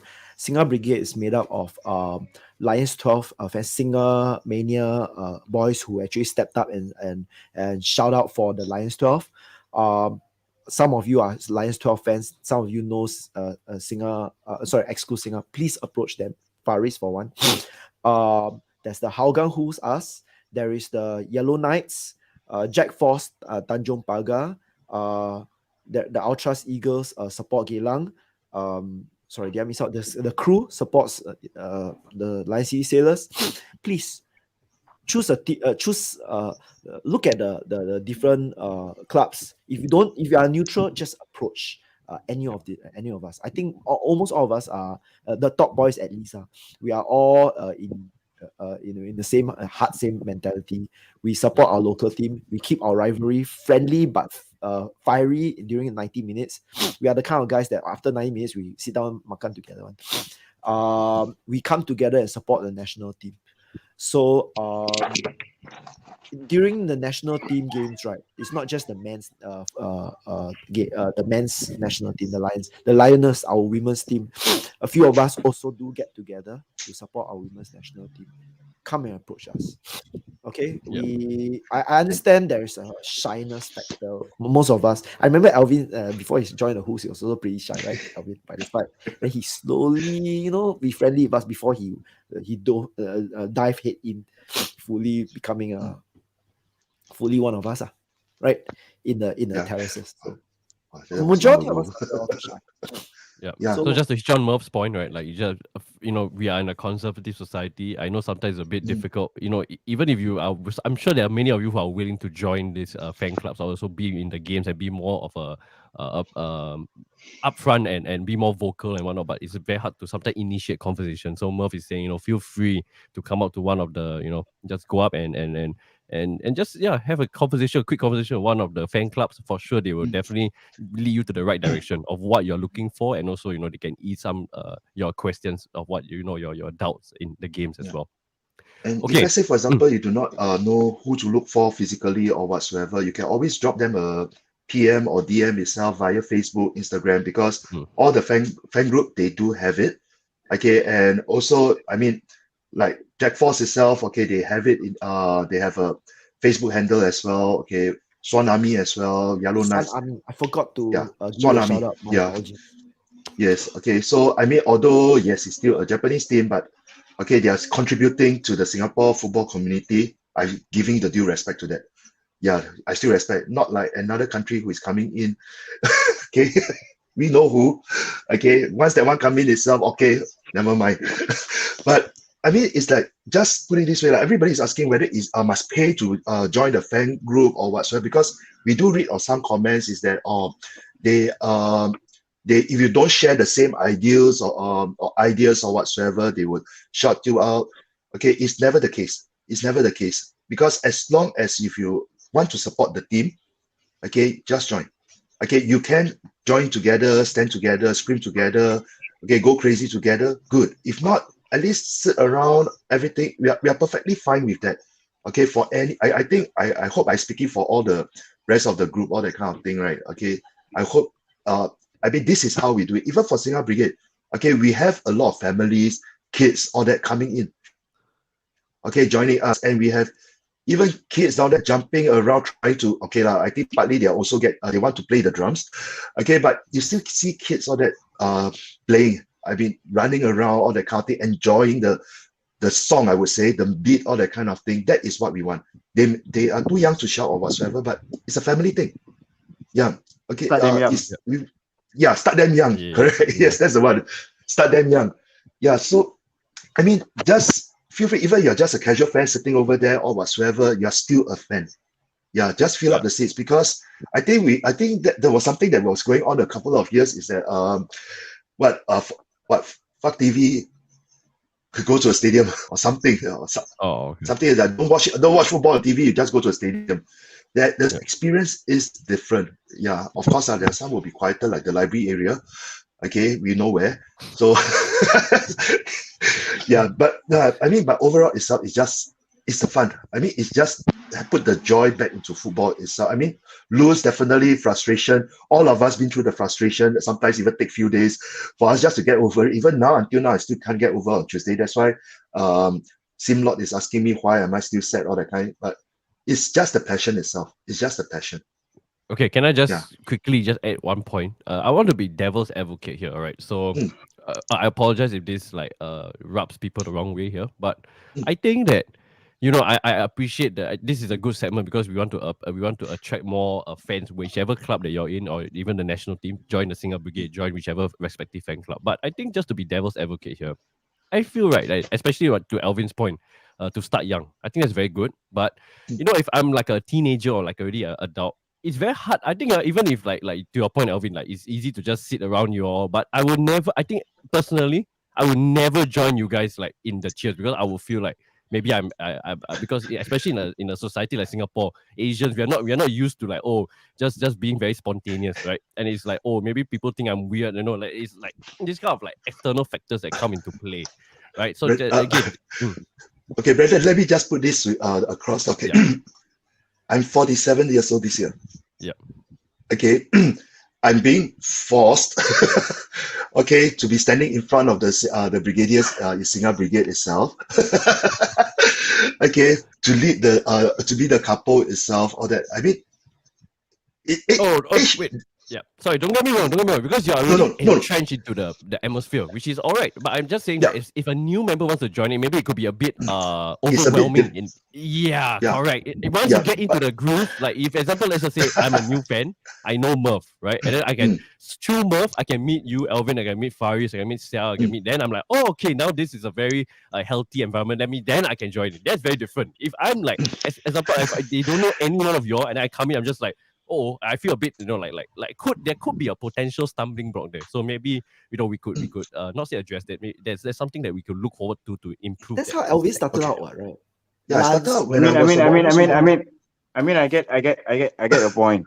So what we have been doing for not just this edition of the AFF, from the past, the last year itself, our guys have been doing such a good job. The brigadiers, they have been aggressively pulling these people. Aggressively, is like, hey, come lah, join us, that kind of thing. They're shouting at those people, come join us, shouting in a good way. Just pull them, don't be shy. So this is what they have been doing, and I am thankful to them for doing that. They have been pulling all these shy guys coming in. So once you come in, you don't become shy already.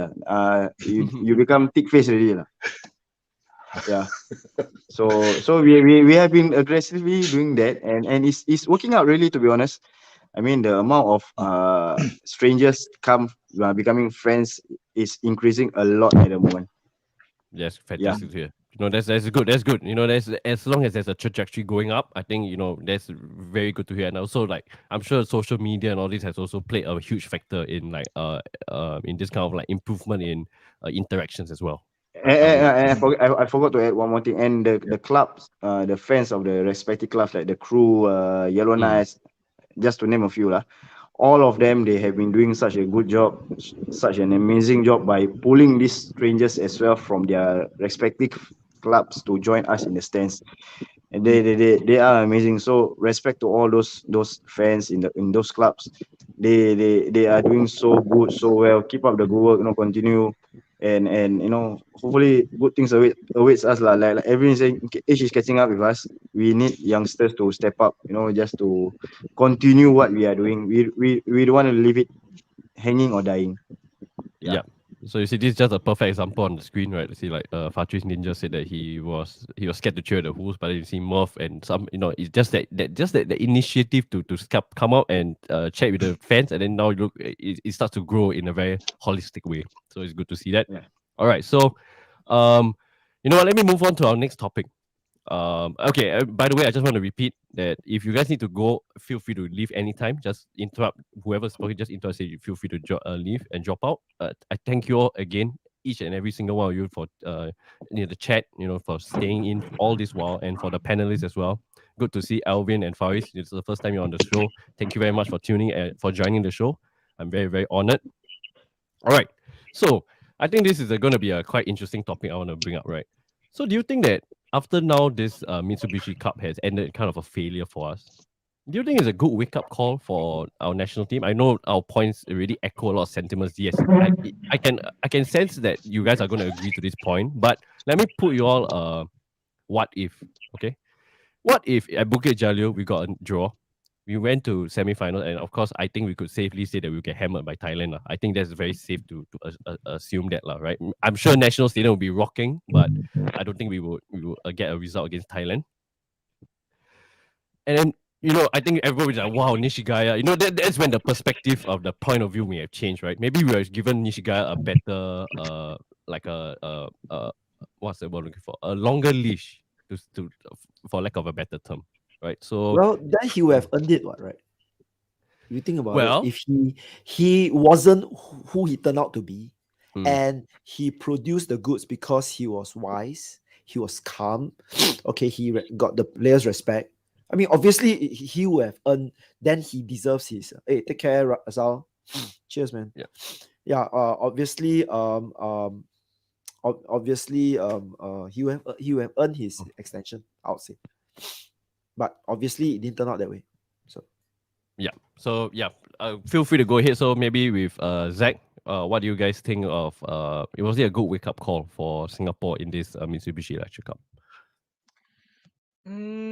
I think generally is okay. Firstly, I think there's two things addressed. Number one, yes, it's a wake up call, but whether people choose to wake up is another question. And who chooses to wake up is another question. That's the first point. And second point, it will be if let's say somehow we get the even if we got through to Thailand, actually I'll be more concerned at how we got to the result. If let's say we played how we played, and somehow it ended 0-0. Somehow it ended 0-0. Will I be happy? Not really, because there's not really progress in my opinion. Because if you're just gonna park the bus, of course there is skill in it. I'm saying if you're just gonna park the bus, hope and pray for the best, but still concede a lot of chances, and we still get through, is that really progress? That kind of thing. Like we can play defensive football. There's nothing wrong about Singapore. I have nothing against Singapore must play nice or that kind of thing. Singapore can play whatever football they want. They just need to be effective. Either we park the bus, we don't concede a lot of chances. That's fine. Or we play progressive football. We create a lot of chances. That's also fine. The thing is, if we do neither, even if we progress, even if the result is good, is that really progress for Singapore football? Because as Alvin said previously, we're not aiming that much, but still aiming to be bigger. Let's say AFF regular semi-finals, regular winners, regular Asian Cup qualified. So to me, that's not progress. Even if let's say we progress, somehow it ended 0-0. Despite how terrible we played. So yeah, that's just me. But yeah, so I would love to hear if someone else has opinion on this. I'm still not gonna be impressed. In fact, there was one of the Malaysia channels asking for my opinions before the game. So I told him that if we go into the semi-finals, we are super lucky. Obviously, I predicted a win for us lah, but it was not meant to be.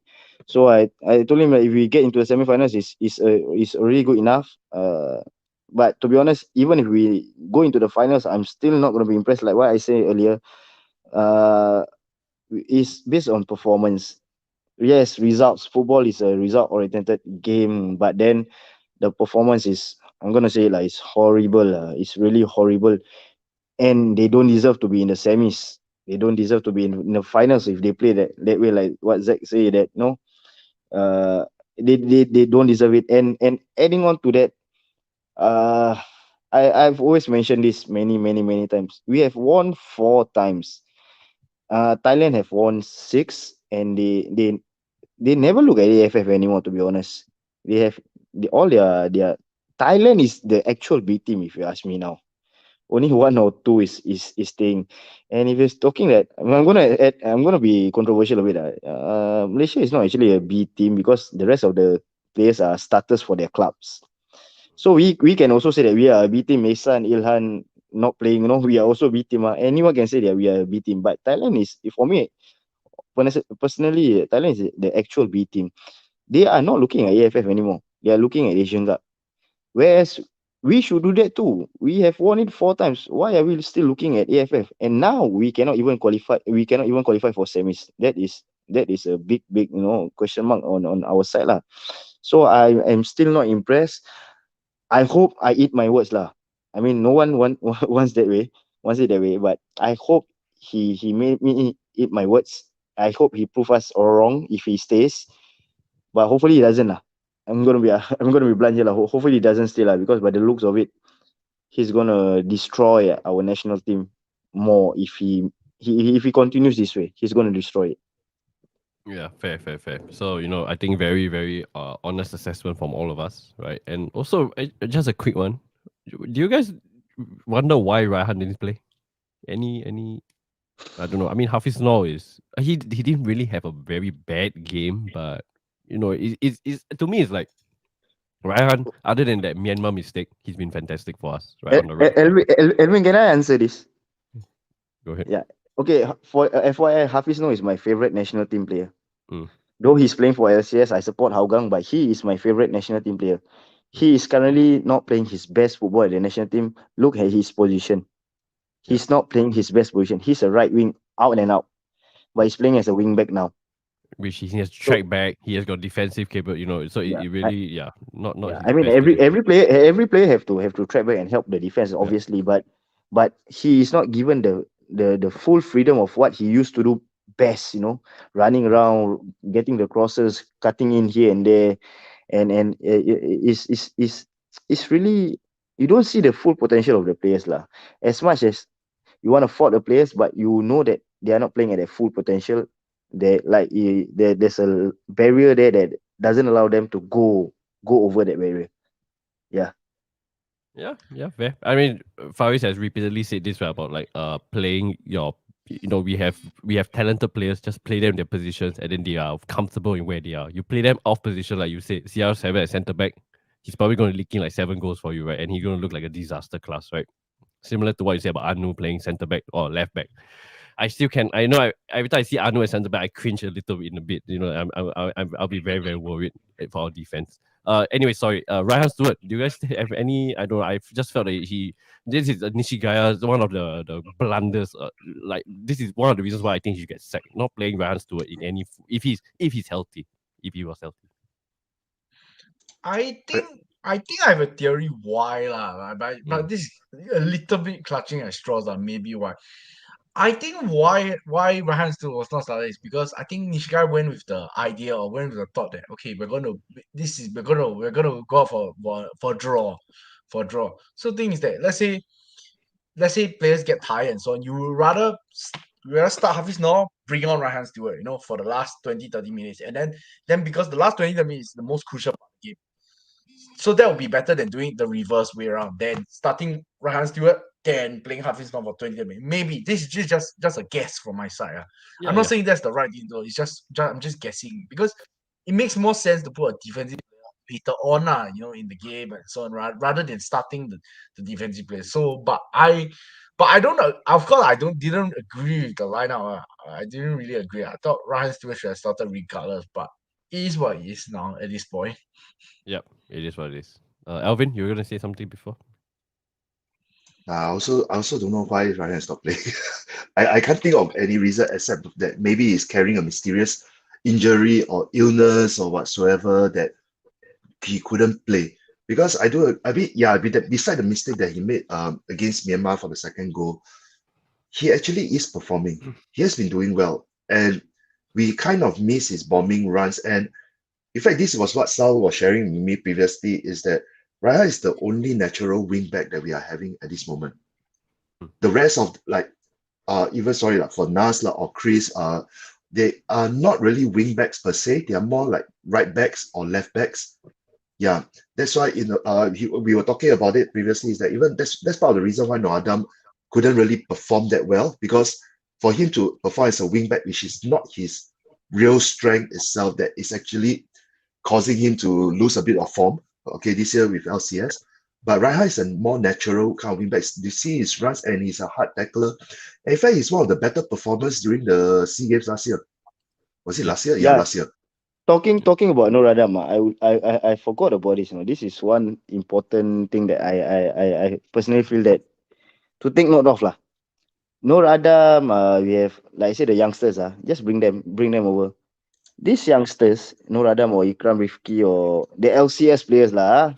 I'm gonna mention them. They played in ACL, Asian Champions League. But these youngsters are not selected. They play in ACL, but these youngsters are not being selected, are not being played, where they are already exposed to the bigger picture in football already. That's the highest in the club level, no. Yep. And yet they are ASEAN not club being level. selected. Yeah, and yet they are not being selected. So yeah, that annoys me lah, to be honest. Fair. Yeah. I think to Alvin and Faris' point, right, like Sal has actually said this in the preview show before the Causeway Derby. he was very adamant saying that we should play like a 4-2-3-1, like screw this 3-5-2, whatever, fight. Because like what to Fari's point, like today what you're mentioning, we don't have enough players in that 5-3-5-2, 5-3-2 setup that is specialized in that kind of formation, right? So like what Alvin is saying, like Hafiz, both Alvin and Faris saying that Hafiz now at the right wing back role is not his natural position, right? Even Chris as well at the left wing back role, and I think no offense to Chris, he was fantastic in the Myanmar game. His balls, his deliveries are very good, but in the Malaysia game, he was struggling quite a bit. Shakir Hamza and himself on the left, we were getting exposed on the left, right, quite a bit. And I think kudos to Malaysia, noticing that Shakir Hamza and Chris was kind of like the downfall in our lineup, and then it's when they attacked us on the right repeatedly over and over again. So fair play to them. But I think to ramble on a bit, but what Sal is saying, which I think echoes to Alvin and Fari's point, right? Maybe just don't go with the 3-5-2, 5-3-2, whichever it is. Very what's the one I'm looking for? It's very prominent in modern football these days, the past 2 years, right? But then if we do not even have the players to play in this kind of formations, then why are we forcing ourselves to play in these kind of positions? Yeah, we are making it difficult for ourselves. And just to make this a bit light-hearted affair, Haris Harun loves to say that line. We make it difficult for ourselves. Every time he's with the Sailors interviews, every time in Singapore, he loves to say that. If you notice that, is that we make it hard for ourselves. And I must echo our captain, right? Our skipper. Why are we trying to adopt to a formation when our players are not even adept to this kind of formations?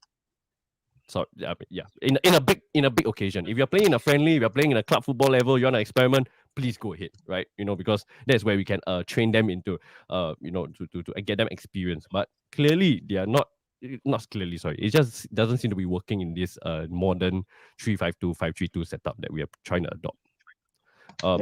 Yeah, anyone wants to, please feel free to go ahead. Okay, before that, let me add a new guest of the show. Caleb. Hi, Caleb. Hey, man. Hello. All right, part of the crew, part of the Singer Brigade. Caleb said he was going to join, but I didn't know you were going to join this late. How are you doing today, mate? I'm sorry, yeah, a little bit late, but well. No worries, mate. Okay, so anyone wants to say anything about the formation or what we should be playing, or we can just move on to the next topic if it's fine with you all. Yeah, Actually, I have a point. Honestly, for me, it's not about the formation. We did not lose to Malaysia, because of the formation and so on, that kind of thing. My biggest gripe is the approach. It's not about the formation. Even if we play 4-2-3-1, 4-3-3 or whatever formation, we will have been quite vulnerable either way against Malaysia. It's a freaking Hail Mary, we needed a Hail Mary to get even a draw out of it. It's more of the approach, like we have seen it in the previous games. Just previous game, made opponents didn't take advantage of Myanmar. Myanmar had a lot of chances. Let's be honest. Myanmar, especially and had lots of chances. If let's say the striker had left foot, that shot would have got in. And sorry, Zach, they had a lot of chances in the last 10 minutes. And why was that so prominent? Because they were 10 men. And they were going with 10 men. I was very, with you. worrying. I was right beside you. How like 10 men Myanmar still creating so much shit. That kind of thing is the approach. We play 4-2-3-1. Like, okay, maybe it will help us. It's a little bit marginal. Let's say against Laos, play 4-2-3-1, we score a few more goals. That kind of thing. But against teams that have a similar standard or better standard, whether we play whatever formation, whatever players we prefer to play in certain positions, it wouldn't make a big difference because the entire approach wasn't right. Like, cannot win second balls. We can just pin back. Then just praying to God, But so it's just, and that's down to the coach. So yes, I really hope Nishigaya, either Nishigaya wakes up or someone does something about Nishigaya. So yes. I sense we are all unanimous in wanting Nishigaya out. Am I wrong? No, actually, I should ask the question: who is on the fence, or like who is Nishigaya in? That should be in the chat. Anyone I don't think so, but just I saw Joshua. Joshua please, said he just anyhow whack only like my co-host. He just trying to add some devil's advocate, showing some banter. Yeah. I think in addition to being Nishigaya out, right? I think everyone was sharing the same sentiment with the appointment itself at that time. Yes. it was quite out of nowhere. I mean, considering like who was in the running as well, right? So I think everyone was pretty baffled. I think that's the only word I can use there, right? I I think we'll need Michael James for In the that, morning. just to feed you there. Sack him. I just like him. Yeah, but I think yeah, to add on to what Zach said earlier as well, I think everyone saw that really fiery video that Raushan actually put up, right? Yep. Saying that the boys were hanging on for dear life all tournament long. I think we can all agree with that. And I think that's similar to what Faris said as well earlier. Like, even if we somehow made the semis, if we got a result at Bukit Jalil, I can't. I find it hard to believe that many people would have been impressed by Nishigaya. Fair, very fair statement. Callum just came in. I just want to say that at least now the books are I've a been bit watching, balanced, right? so Yeah, yeah. no, but the books are a bit balanced on the panelists right now. Not full Mhm. who's right here, overcrowding the.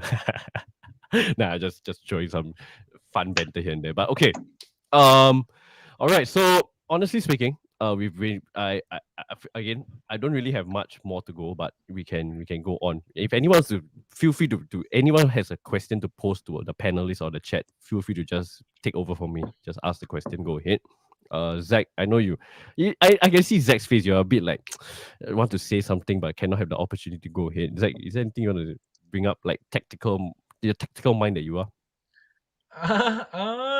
At this point, not really. Like if the coach is like that, he is what he is. Like whatever tactics you do, if you cannot.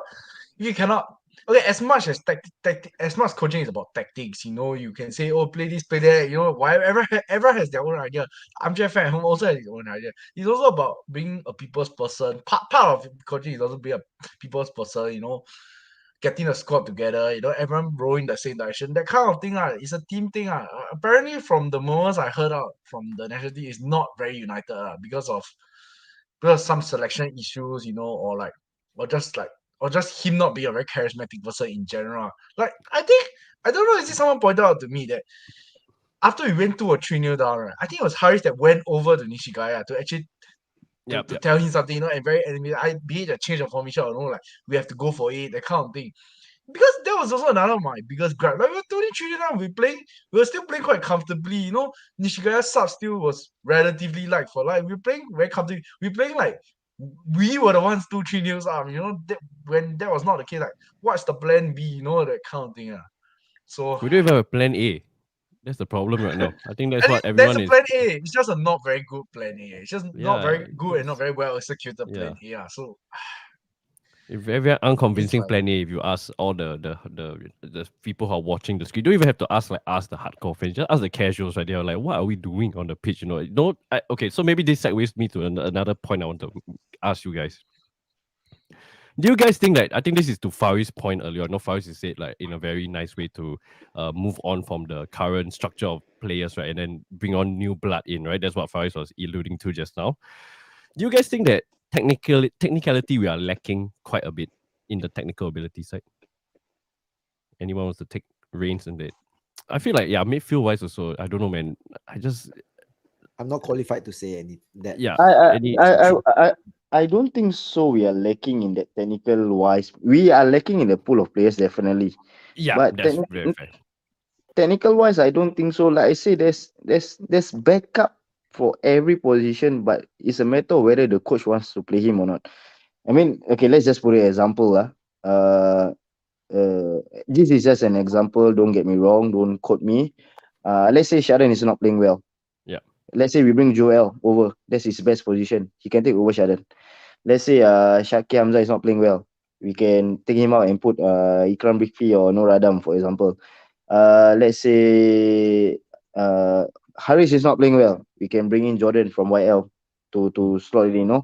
There are these players. Just bring them over, and we definitely true football, or I mean, I put it this way: true Singapore football fans will lower their expectations because they know that these are young players, new players. They need the exposure, they need the time. They need the support that they can get. So in a way, technical wise, we are lacking. I wouldn't run away from that. But Yep. that's not the big The main part of issue. the problem. Yeah. It's not Yeah. that really, to be honest. Yeah. Because if there's a lack, like Faiz, you're saying that if there's a lack of pool of technical players, then there wouldn't be like a replacement, 1-for-1 replacement. But you're saying that actually there are replacements, or not replacements. There are players that are ready to be groomed, but it's just not Yep. being selected yet. So Yep. very fair point. Very fair point. Hashtag Anu at left back. What? Don't put Anu at the left back. Yeah, man. Yeah, I think I shouted at you, right? I yeah, was you sitting towards the right lah, so Yeah, I think I shouted at him. yeah. I turned around. I said, "What the fuck is Anu playing as a left back? Why?" But if you're talking about technical abilities of the players itself, right, they are of a certain level already. But I mean, this will really go back to the age-old story about starting them young. Okay, all the NFAs previously that we are having, the Milo scheme, all that, all these players, and I do agree to a certain extent of what your granddad had told you, as these players don't lack the technical ability. But sometimes the technical ability is not just how you control the ball as such. It's just the vision itself. Okay, of knowing what to do, how to play the ball, or how to make the play. Yep. Okay, sometimes I don't really see that in some of the players. Okay, there are some players they can see it, but unfortunately, it's not at the level that you have your Chara tips itself that you are able to track a true pass. We don't have that kind of creative player. That is why I'm sure a lot of us, okay, are waiting for Kyoga to get his Singapore citizenship. Okay, like how Song got it. Okay, but I mean, technically wise itself, we are there, but it's just that we are still lacking in a lot of the major departments of breaking down a low press itself. How are we going to break it? Someone really with a vision to thread the pass, a real playmaker. Yeah, I just read a report in the Straits Times about Clement. Yeah, he mentioned something about this is the truth. I think we all have to and must agree on this. Clement Army. He said he said something which I like we are so I don't know who is he referring to, the we lah. We are so hard up on the short-term success that we are afraid of calling the younger ones to come up.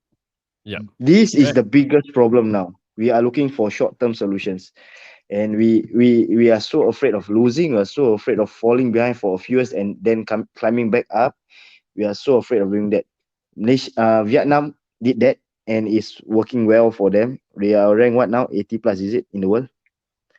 Yeah, 96. 96 or below 96.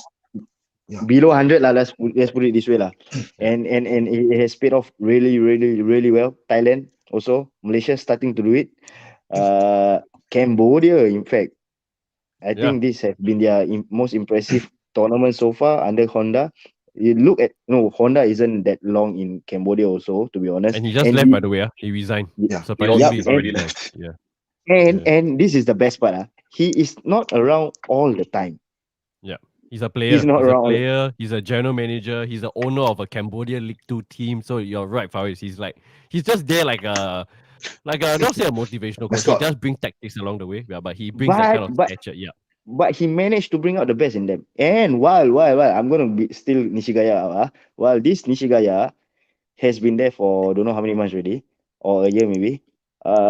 He has been there. He has been in Singapore. He has been in almost every SPL games, every cup games, trainings, everything. He has more exposure than Honda, but it looks like Cambodia is progressing really, really well in this tournament. As compared to us, they even their wins are much more impressive than us. To be honest. Can I chime in on this? Sorry, bro. I just interrupt you for a while. But if we really look at the countries that Faris mentioned earlier, they are willing to blood in their young players. Thailand, for a period of time itself, right, they were, when Singapore was on the up itself, Thailand was really bad at that time. Yeah, until they blood in their young players who were averaging about in their 20s itself, and they won the next AFF. I think that was from the 2014 onwards. Okay, during our time itself, Radi, he dared to bring in young players. Haris Harun, 17 years old, 18 years old, put him into a national team. Faris Ramli, yeah, Sharil, by all that the class of 90 that's class of 98 80 something class of 84. Okay, he dared to bring them in when they were in their early 20s. Khairul Amri. That was why we went through a period of dominance. Okay, Vietnam went through a very bad patch, and they started what they do: invest in the youth. Okay, and they are putting a very young team out. All that, I mean, you can see like Teraton, all that they are all scoring. Is it Teraton? I hope I pronounced the name correctly. Or scoring goals for fun, which he has been doing that for the past 10 over years. Okay, in his 20s until now. Cambodia is doing well because this batch that is playing in the AFF, if I'm not wrong, they're actually representing Cambodia in their under 21s or under 23s. Majority of the starting, they are daring to put their faith in the youngsters. Okay, because they going expectations are where we all were mentioning earlier on, is that when we put in the young players, why are we doing this? We are doing it for the good of the future, and they are reaping the fruits of it. Malaysia went through very badly, okay, and they are actually blooding in younger players. And this batch of Malaysia team itself, they do not have the JDT players. Don't forget about that. Yeah. So if you notice why every one of us keep on saying that, wow, the region is catching up with us, because they dare to take the risk. Yeah, we are regressing. Yes, we are regressing while we are still keeping the same old formula again and again and again. Yeah. Okay, why our youth?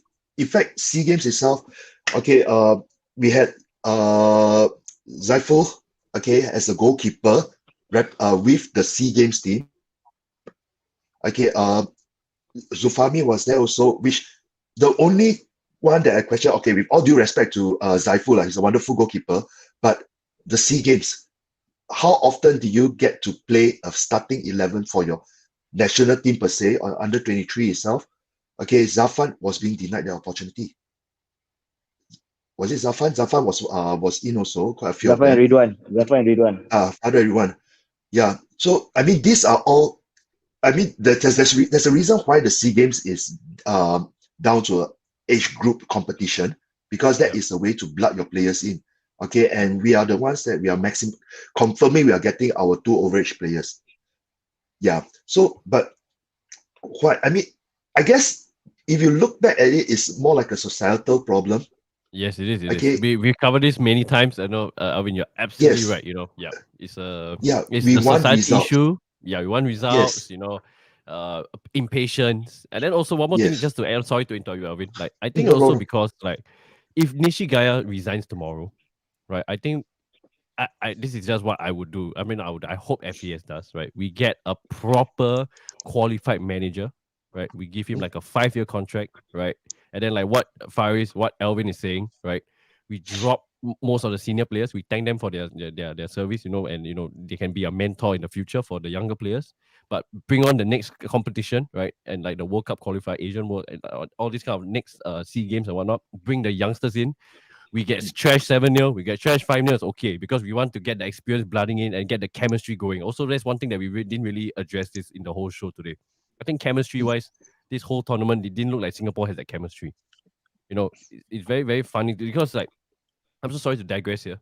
I know this may be a bit off topic, but the big nations that won the World Cup the past few years, right? You know, not few years, the past like 5 editions of the World Cup, right? Italy, Spain, Germany. What are the things that they had in common? They had a core team of players that played for the same team, right? And then that's where they are comfortable in this kind of situations where they're playing against tougher opponents. They know like, okay, don't worry, we have a core. They know how to play their game well, right? That's how the manager knows how to harness the strengths of these players. So, you know, maybe we can look into that direction in the future with the new coach, assuming the new coach comes in, a qualified one, overqualified. I hope it's an overqualified coach that can give us that bit of like a kick to the butt, especially. And also one more thing, sorry, I forgot that. The young players coming in, also they have a point to prove because their careers, they have a long career ahead of them. So they are coming in fresh, they're coming in hungry. I'm assuming when they come into training session, they're taking it 120% on the field every, you know, so big up to. We hope that that's the future that Singapore can slowly get towards in that rise to the to catch up with the Southeast Asian region. Yep. And in fact, for this itself, right, I mean, I'm not supporting the FA or whatsoever. In a way, they are being caught between the devil and the deep blue sea. Is that damn if I do this or damn if I do that, all that kind of thing. Both are going Because to be yeah. yeah, both it will be. It's just that just take whichever is the lesser evil then. Which in this case, if you're looking at the long term for the future itself, okay, just take the choice of a lesser evil, just go for it, bear the criticism, the backlash or whatsoever itself. But once the result come in, all these so-called keyboard warriors or I sometimes like to call them plastic fans, sorry, okay, they will start coming back. They'll start to come back itself. But some are not plastic fans. They lost their desire. Is that after seeing all these results, it's like, fuck it, I don't watch it. Give up already. It's gonna be like that all the way. Okay, so, but I'm not so sure, do they have the guts to make that stand? Is that let us just scrape everything, we just start afresh, start from ground zero, okay, we reboot everything. Because I saw some of the comments is that let's go for a reboot. Can we reboot it? Can we stomach the reboot or not? That's the thing. I mean, I can confirm plus chop everything up, a good 70 to 80% cannot stomach it.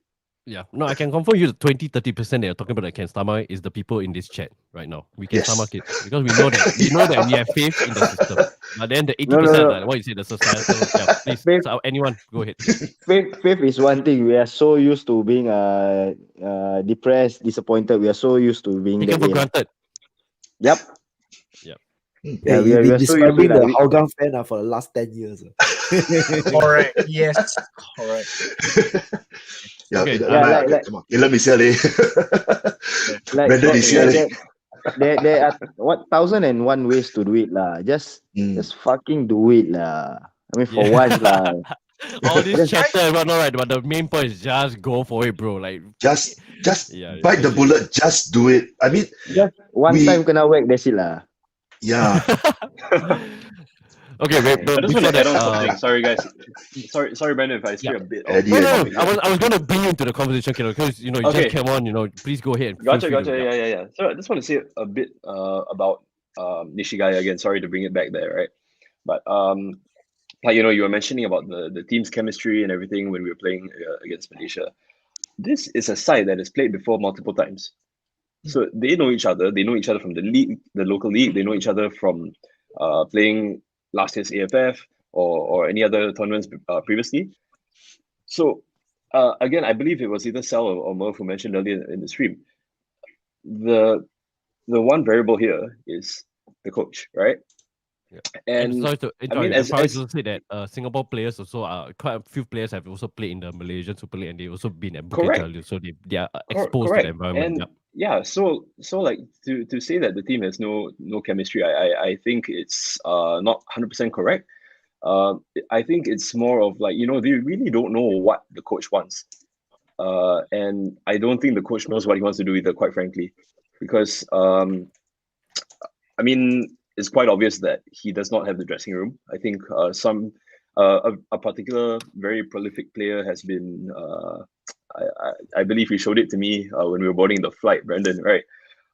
Someone publicly liked the. Let's just put it this way. We are quite assured that we are all here as fans being very frustrated with Nishigaya, but I think I can be quite confident that in the dressing room there's also some murmurs around that also shares the same sentiments as us. So I'll just keep it as absolutely. So like as everyone is saying, right? I mean, if we are going to move forward, his properties now.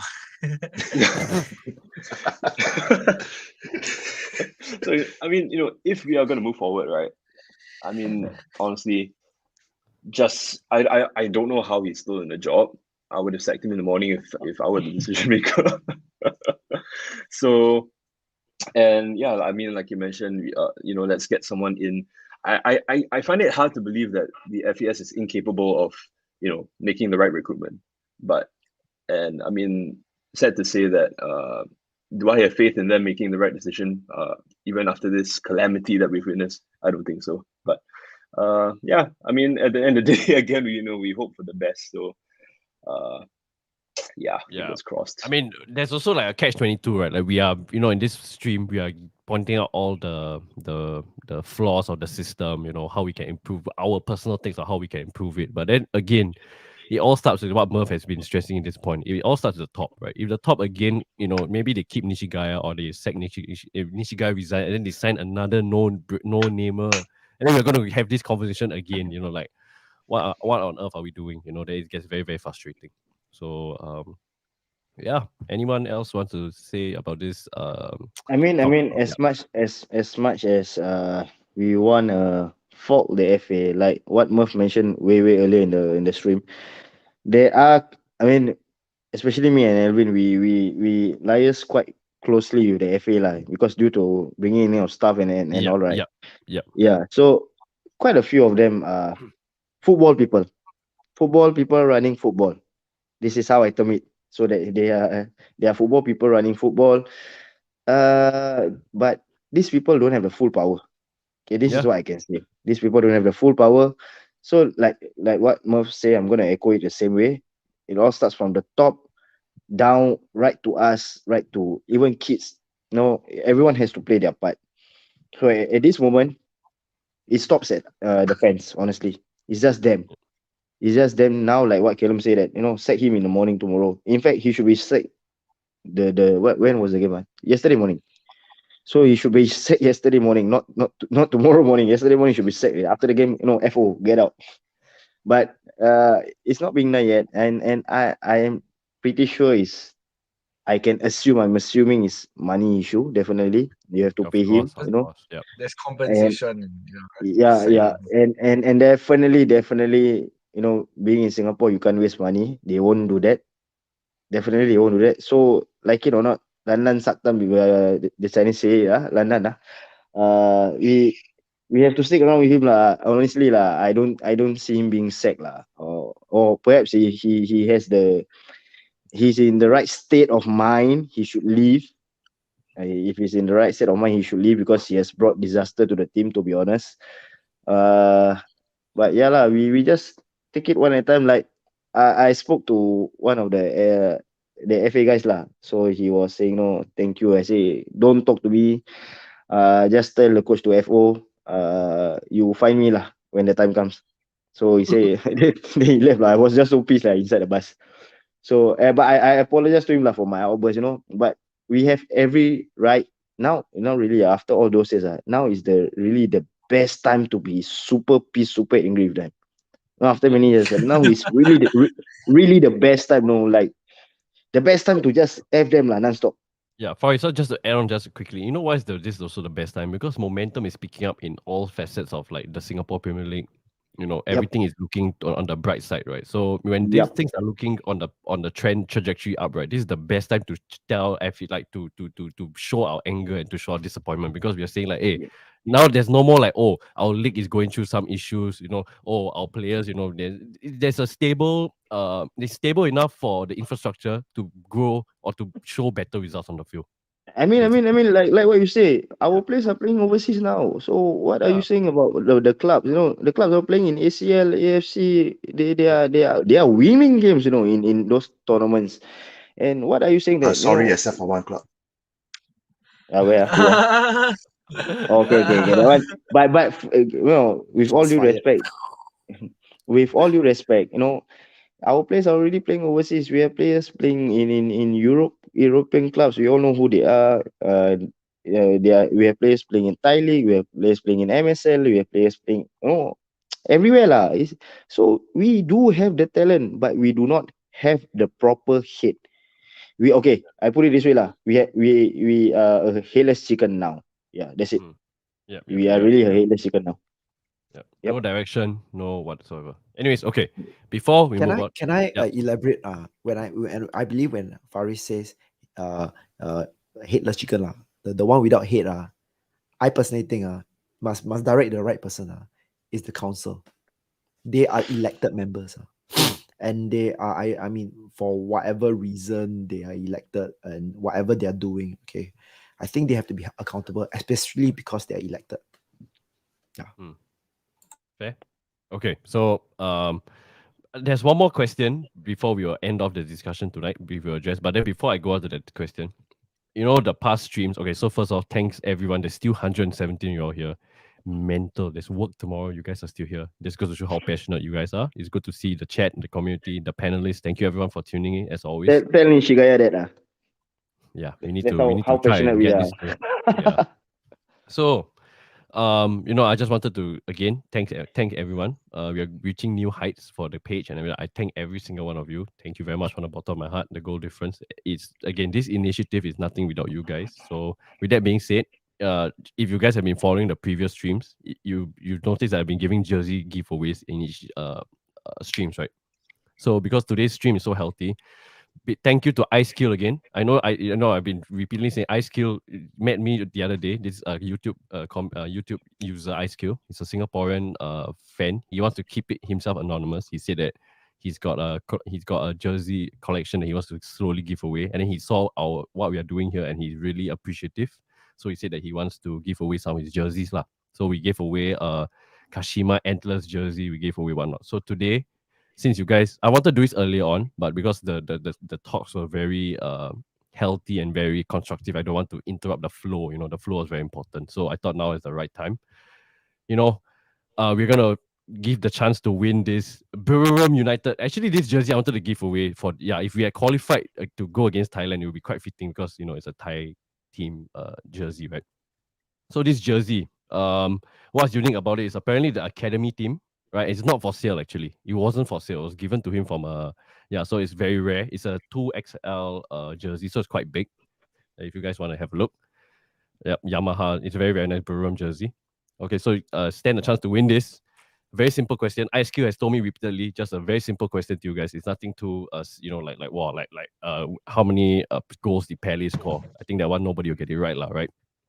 So the question for this Buriram United to win this Buriram United jersey is, you just need to let me know who did Thailand skipper, right? Tiraton Bermatan won the J League, J1 what's it called?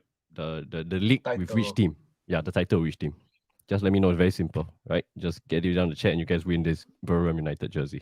Brand new attack, by the way. Nishigaya FC. Nishigaya FC, maybe. So first comment will win this jersey. Let's see. Okay, I think we got the comment here. It's Wen Long. Is it Wen Long? Yeah, Wen Long answered it right. So here we go. So Wen Long, just PM me later on Instagram. You just won yourself this Buriram United Academy jersey. Congrats to you, mate. Yeah. So again, big up to iSkill. This is just us giving it back to the community. You guys have been really appreciated. We really appreciate the support. Cheers, everyone. We really appreciate it. And now we move on to our last topic. I think our last topic would be, I saw this question just now. I think this is a nice way to end off such a very intense yet constructive debate and discussion, right? Ernest came in here. He said, what are some positive that you guys would take out of this tournament? Maybe I'll just pass the time to I'll give my first answer and one word. Singa Brigade. Okay, that's fair. Zach, we can go like a anti-clockwise manner. No, clockwise. So yeah, so Zach, then Elvin, then Faris, then Caleb. I think firstly is definitely that shows that some of the national team players that is a good time to show which national team players are capable and not which are those are not capable. That's number one. And number two, as we said earlier, I rather we realize where we are, where actual state of Singapore for rather than we actually qualify for the semi-finals, and we think we're actually in a good state. So it's a good wake-up call. So hopefully that is something that we all can see from this tournament. Because I think one factor that so I'm going to go on with a little bit. One thing I think everyone did not mention is that why we don't want to bring on the youngsters or the younger players. The issue is because there's a big gap between Haris, Sharan, they all, and then the younger generation of like under 23 players.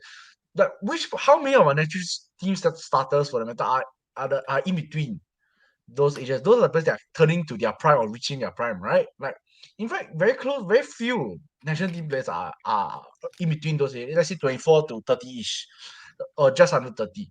Those that were supposed to be in their prime. How many national team players are there? Amir Ali, maybe Joshua Pereira, Adam Sadi also, he probably would have made a squad. So there is very few. That's the lost generation, which is the biggest issue in my opinion. So I'll hand it over to the next person. Positives. My turn. Positives. Okay. I would a couple of things for positive that I managed to glean out of it itself is definitely can see some good young players who, when they were given the chance itself, they did play well. Okay, although like players like even like Shah Iran now that he made a very bad mistake leading to the first goal against Malaysia, but overall he did have a quite a decent tournament. Irfan is massive at the back. He's freaking massive. Okay, and of course Farhan Zulkifli finally got his first cap. Okay, you have Joshua Pereira who did very well as well. Okay, when he was which game was he playing? Yeah, I Laos. mean Laos, right? Yeah, he was then composed. I mean, make a few mistakes here and there, but jitters definitely will happen, especially for youngsters. But can see that there are a few young ones, and even Ryan Stewart. Okay, bad mistake, but he still played well. There are a good crop. Okay, at least may not be the level of like what Zach was saying, like Haris or Shadan.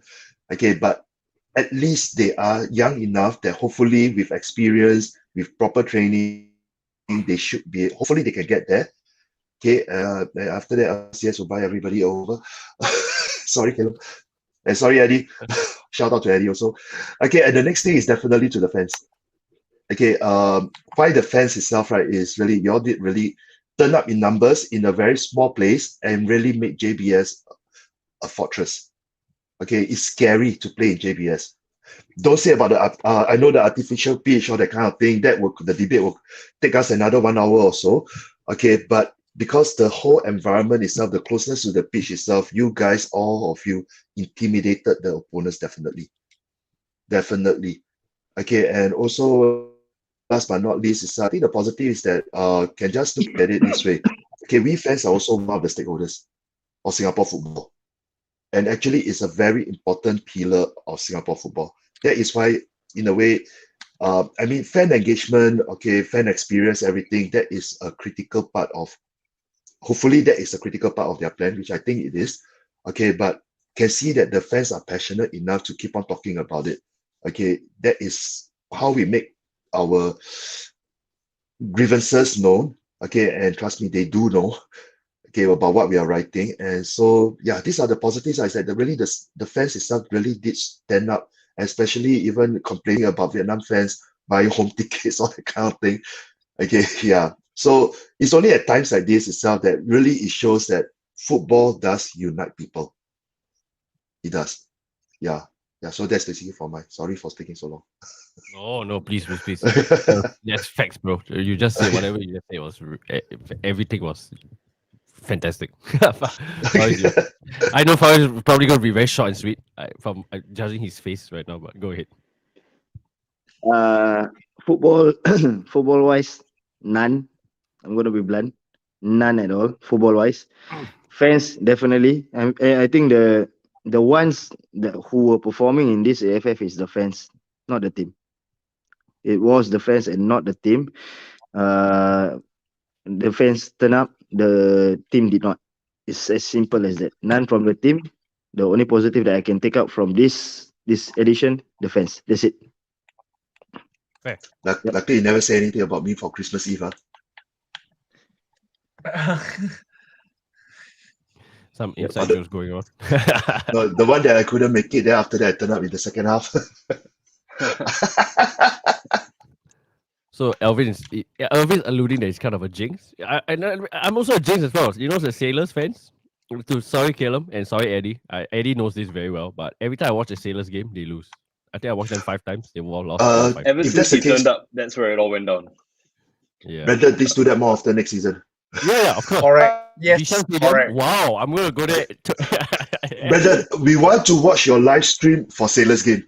Okay. Bro, we will be paying for your tickets. Don't worry. Okay. Wow, very enticing. Oh, by very the way, enticing guys, don't take proposal. a flight with Brandon either. It's gonna get delayed. Oh wow. Okay. My flight going to KL delayed 2 hours. Flight coming back with Caleb on board also delayed 2 hours. I'm the There's a thing with you as with sailors and the crew. That's a thing. That's a thing. yeah, man, there possibly could be a thing. All right, Yeah. Caleb. Sorry, go ahead. What are the positives, mate? All right. Yeah, I guess for me, it's really a summary of everything that was said in this stream today. So I think firstly, positive would be, we now know, as fans, hopefully FAS agrees with us, right? Well, the people at the top rather. We know who should and who shouldn't be there anymore. I think, bluntly, the players like, I think, Shadan should no longer be in the national team squad. I think age is catching up to him pretty quickly. No one really says anything about Haris Harun because his name is Haris Harun. And yeah, a few of the other players that have past their prime, reaching their twilight. And yeah, why not we take a lesson from our neighboring nations and just go for the young guns, right? And I think one benefit to that is with time on their side, they will get experience eventually. It's a longer runway for improvement for them, right? So yeah, that's definitely one thing. And yeah, and again, I think the fans, what we've seen is people want to support local football. There are people rather that want to support local football. And yeah, and shout out to KY, Grandstand Singapore for putting out a really nice video of the Satu Nada against Vietnam. I think it was electric. Everyone was singing, right? Not only Singer Brigade, everybody was singing. So yeah, that was fantastic. And yeah, we go again. I guess we know the way forward. Let's keep up the support, and yeah, hopefully the decision makers are sharing the same sentiments as us. Fantastic. Very well, nicely put. Everyone has made their good points. I think everyone has summed it up very nicely, right? The fans, the youngsters, the coach, even the media team, like KY Grandstand as well. Everyone has a small part to play in building the grander scheme of things, right?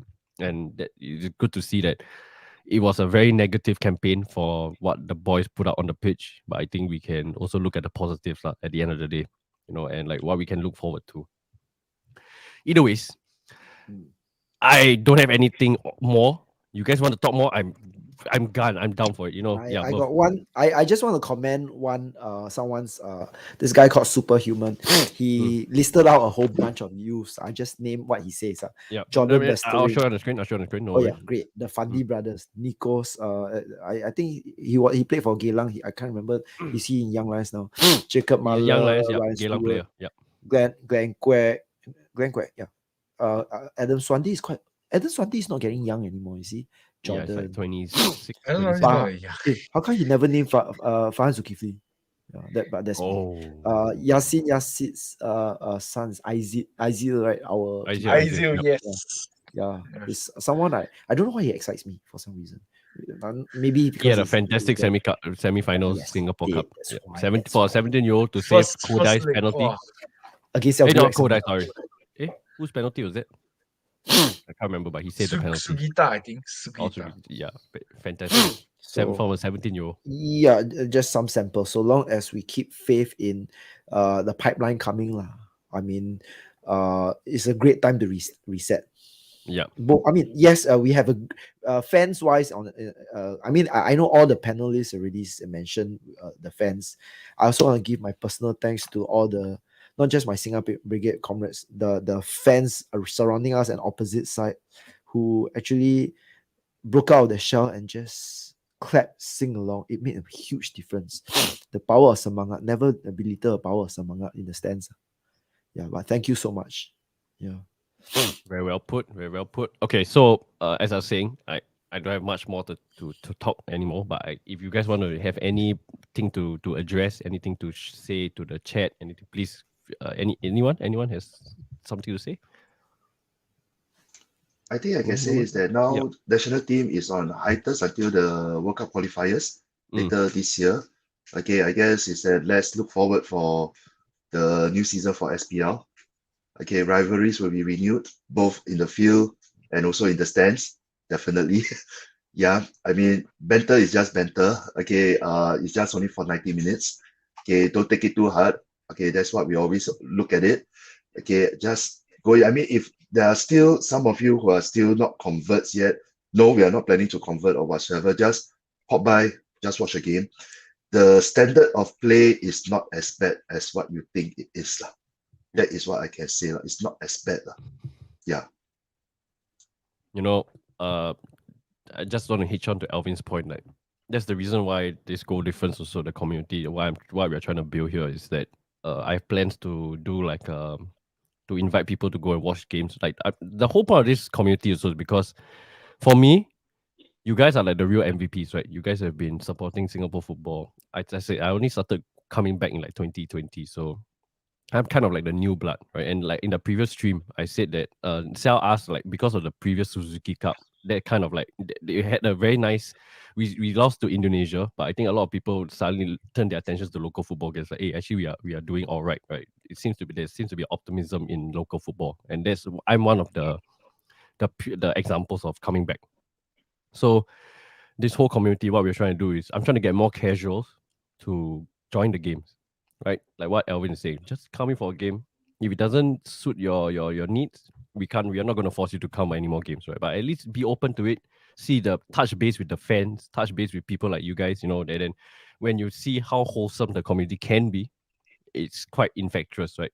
It is really quite infectious to come back to more games, right? And to see, and like what Alvin rightly pointed out earlier on, right?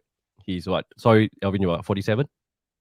47, yes. Yeah, and then you see how he's like so gung ho in his support. It's because of the people around him, the community that has built him to build such a holistic place to enjoy football, right? And if it can happen to Alvin, it can happen to it can happen to anybody here. That's what we are hoping for. And so big up to everyone in the community. So this is me slowly transitioning to the outro. Thank you everyone for tuning in so far. I really do appreciate it. This is got to be the best performing live stream ever. We just to let you guys know we reached 2.5k views. So it's a testament to how we the chat and also people are actually there is interest, right? Don't give me this rubbish. There's no interest. There is interest to build Singapore national football team and also to address the needs and address the problems, right, that we are currently facing right now.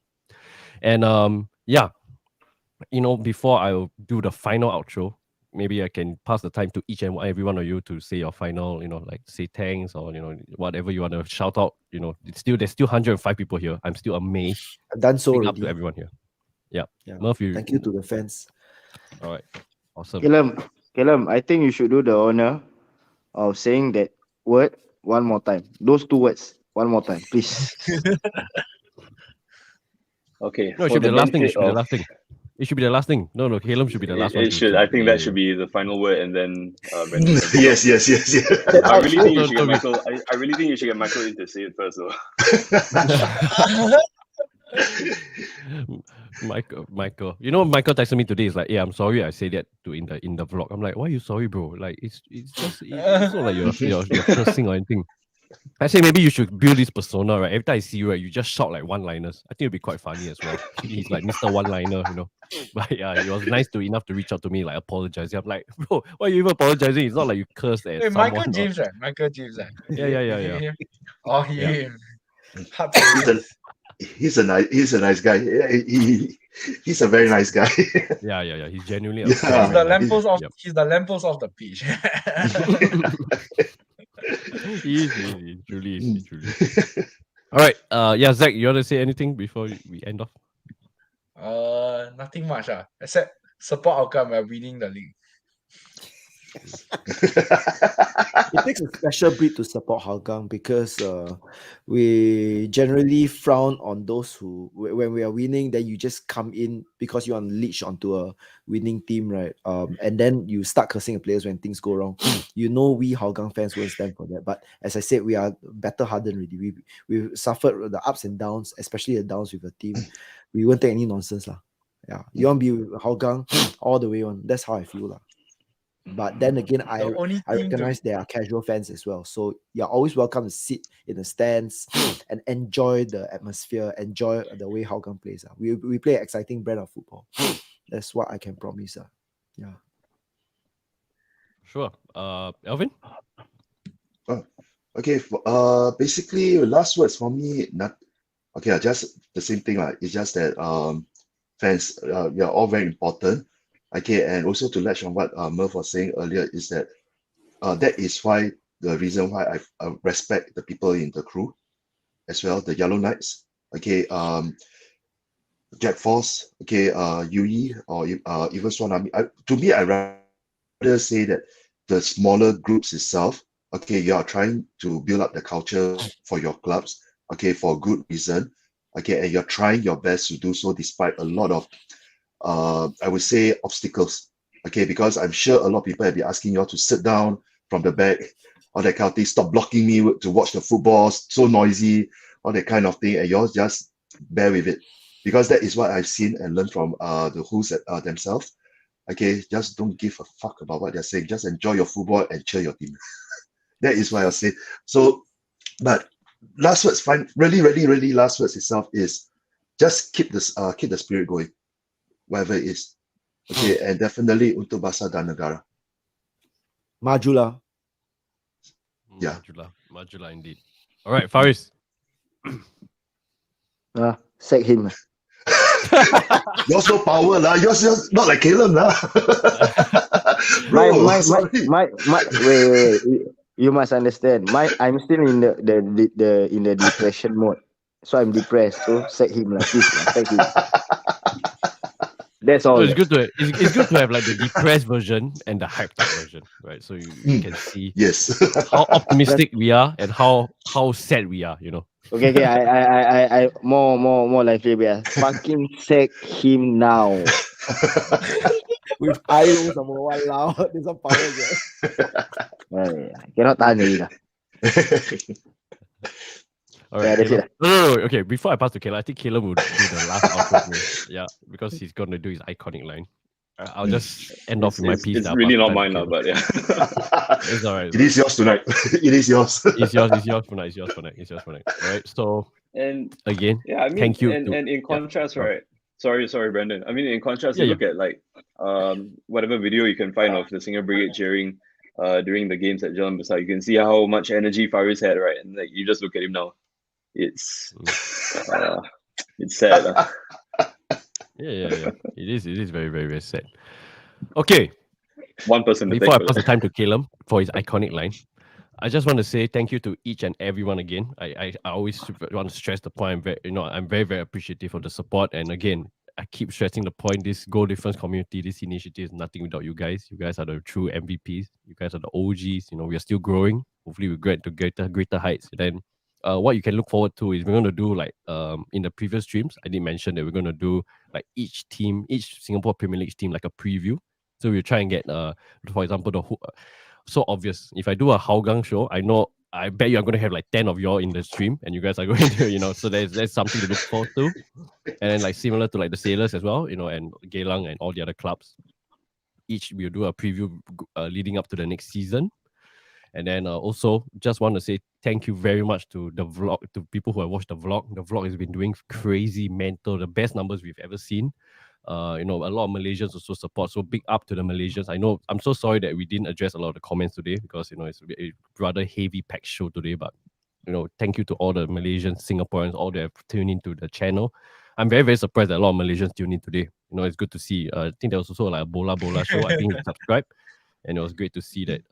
They're also interested to hear from their neighbors as well, like how we are doing. Maybe they want to see how the fans are reacting to it. Maybe they think that we are very happy with our performance, but clearly we are not, right? So it's good to see that. And yeah, again, I'm sorry, my screen right now is like frozen. I can't really see the new comments. Wait, let me see. Is there any other comments? All right, so yeah, not much comments going on. So yeah, thank you so much for everyone tuning in.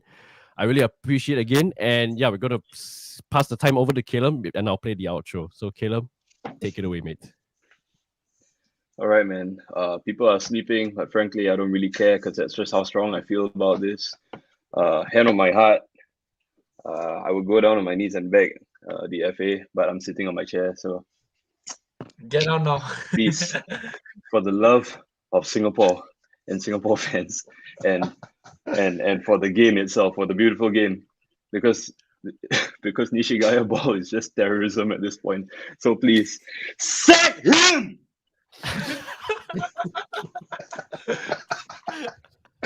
And with that, that's the end of our campaign review for the 2022 AFF Mitsubishi Electric Cup for Singapore. Cheers, lads. We'll see you in the next live stream. And thank you, everyone, again. And we'll play the outro. Cheers, everyone, and take care. Have a good night. Good night. Good night, man.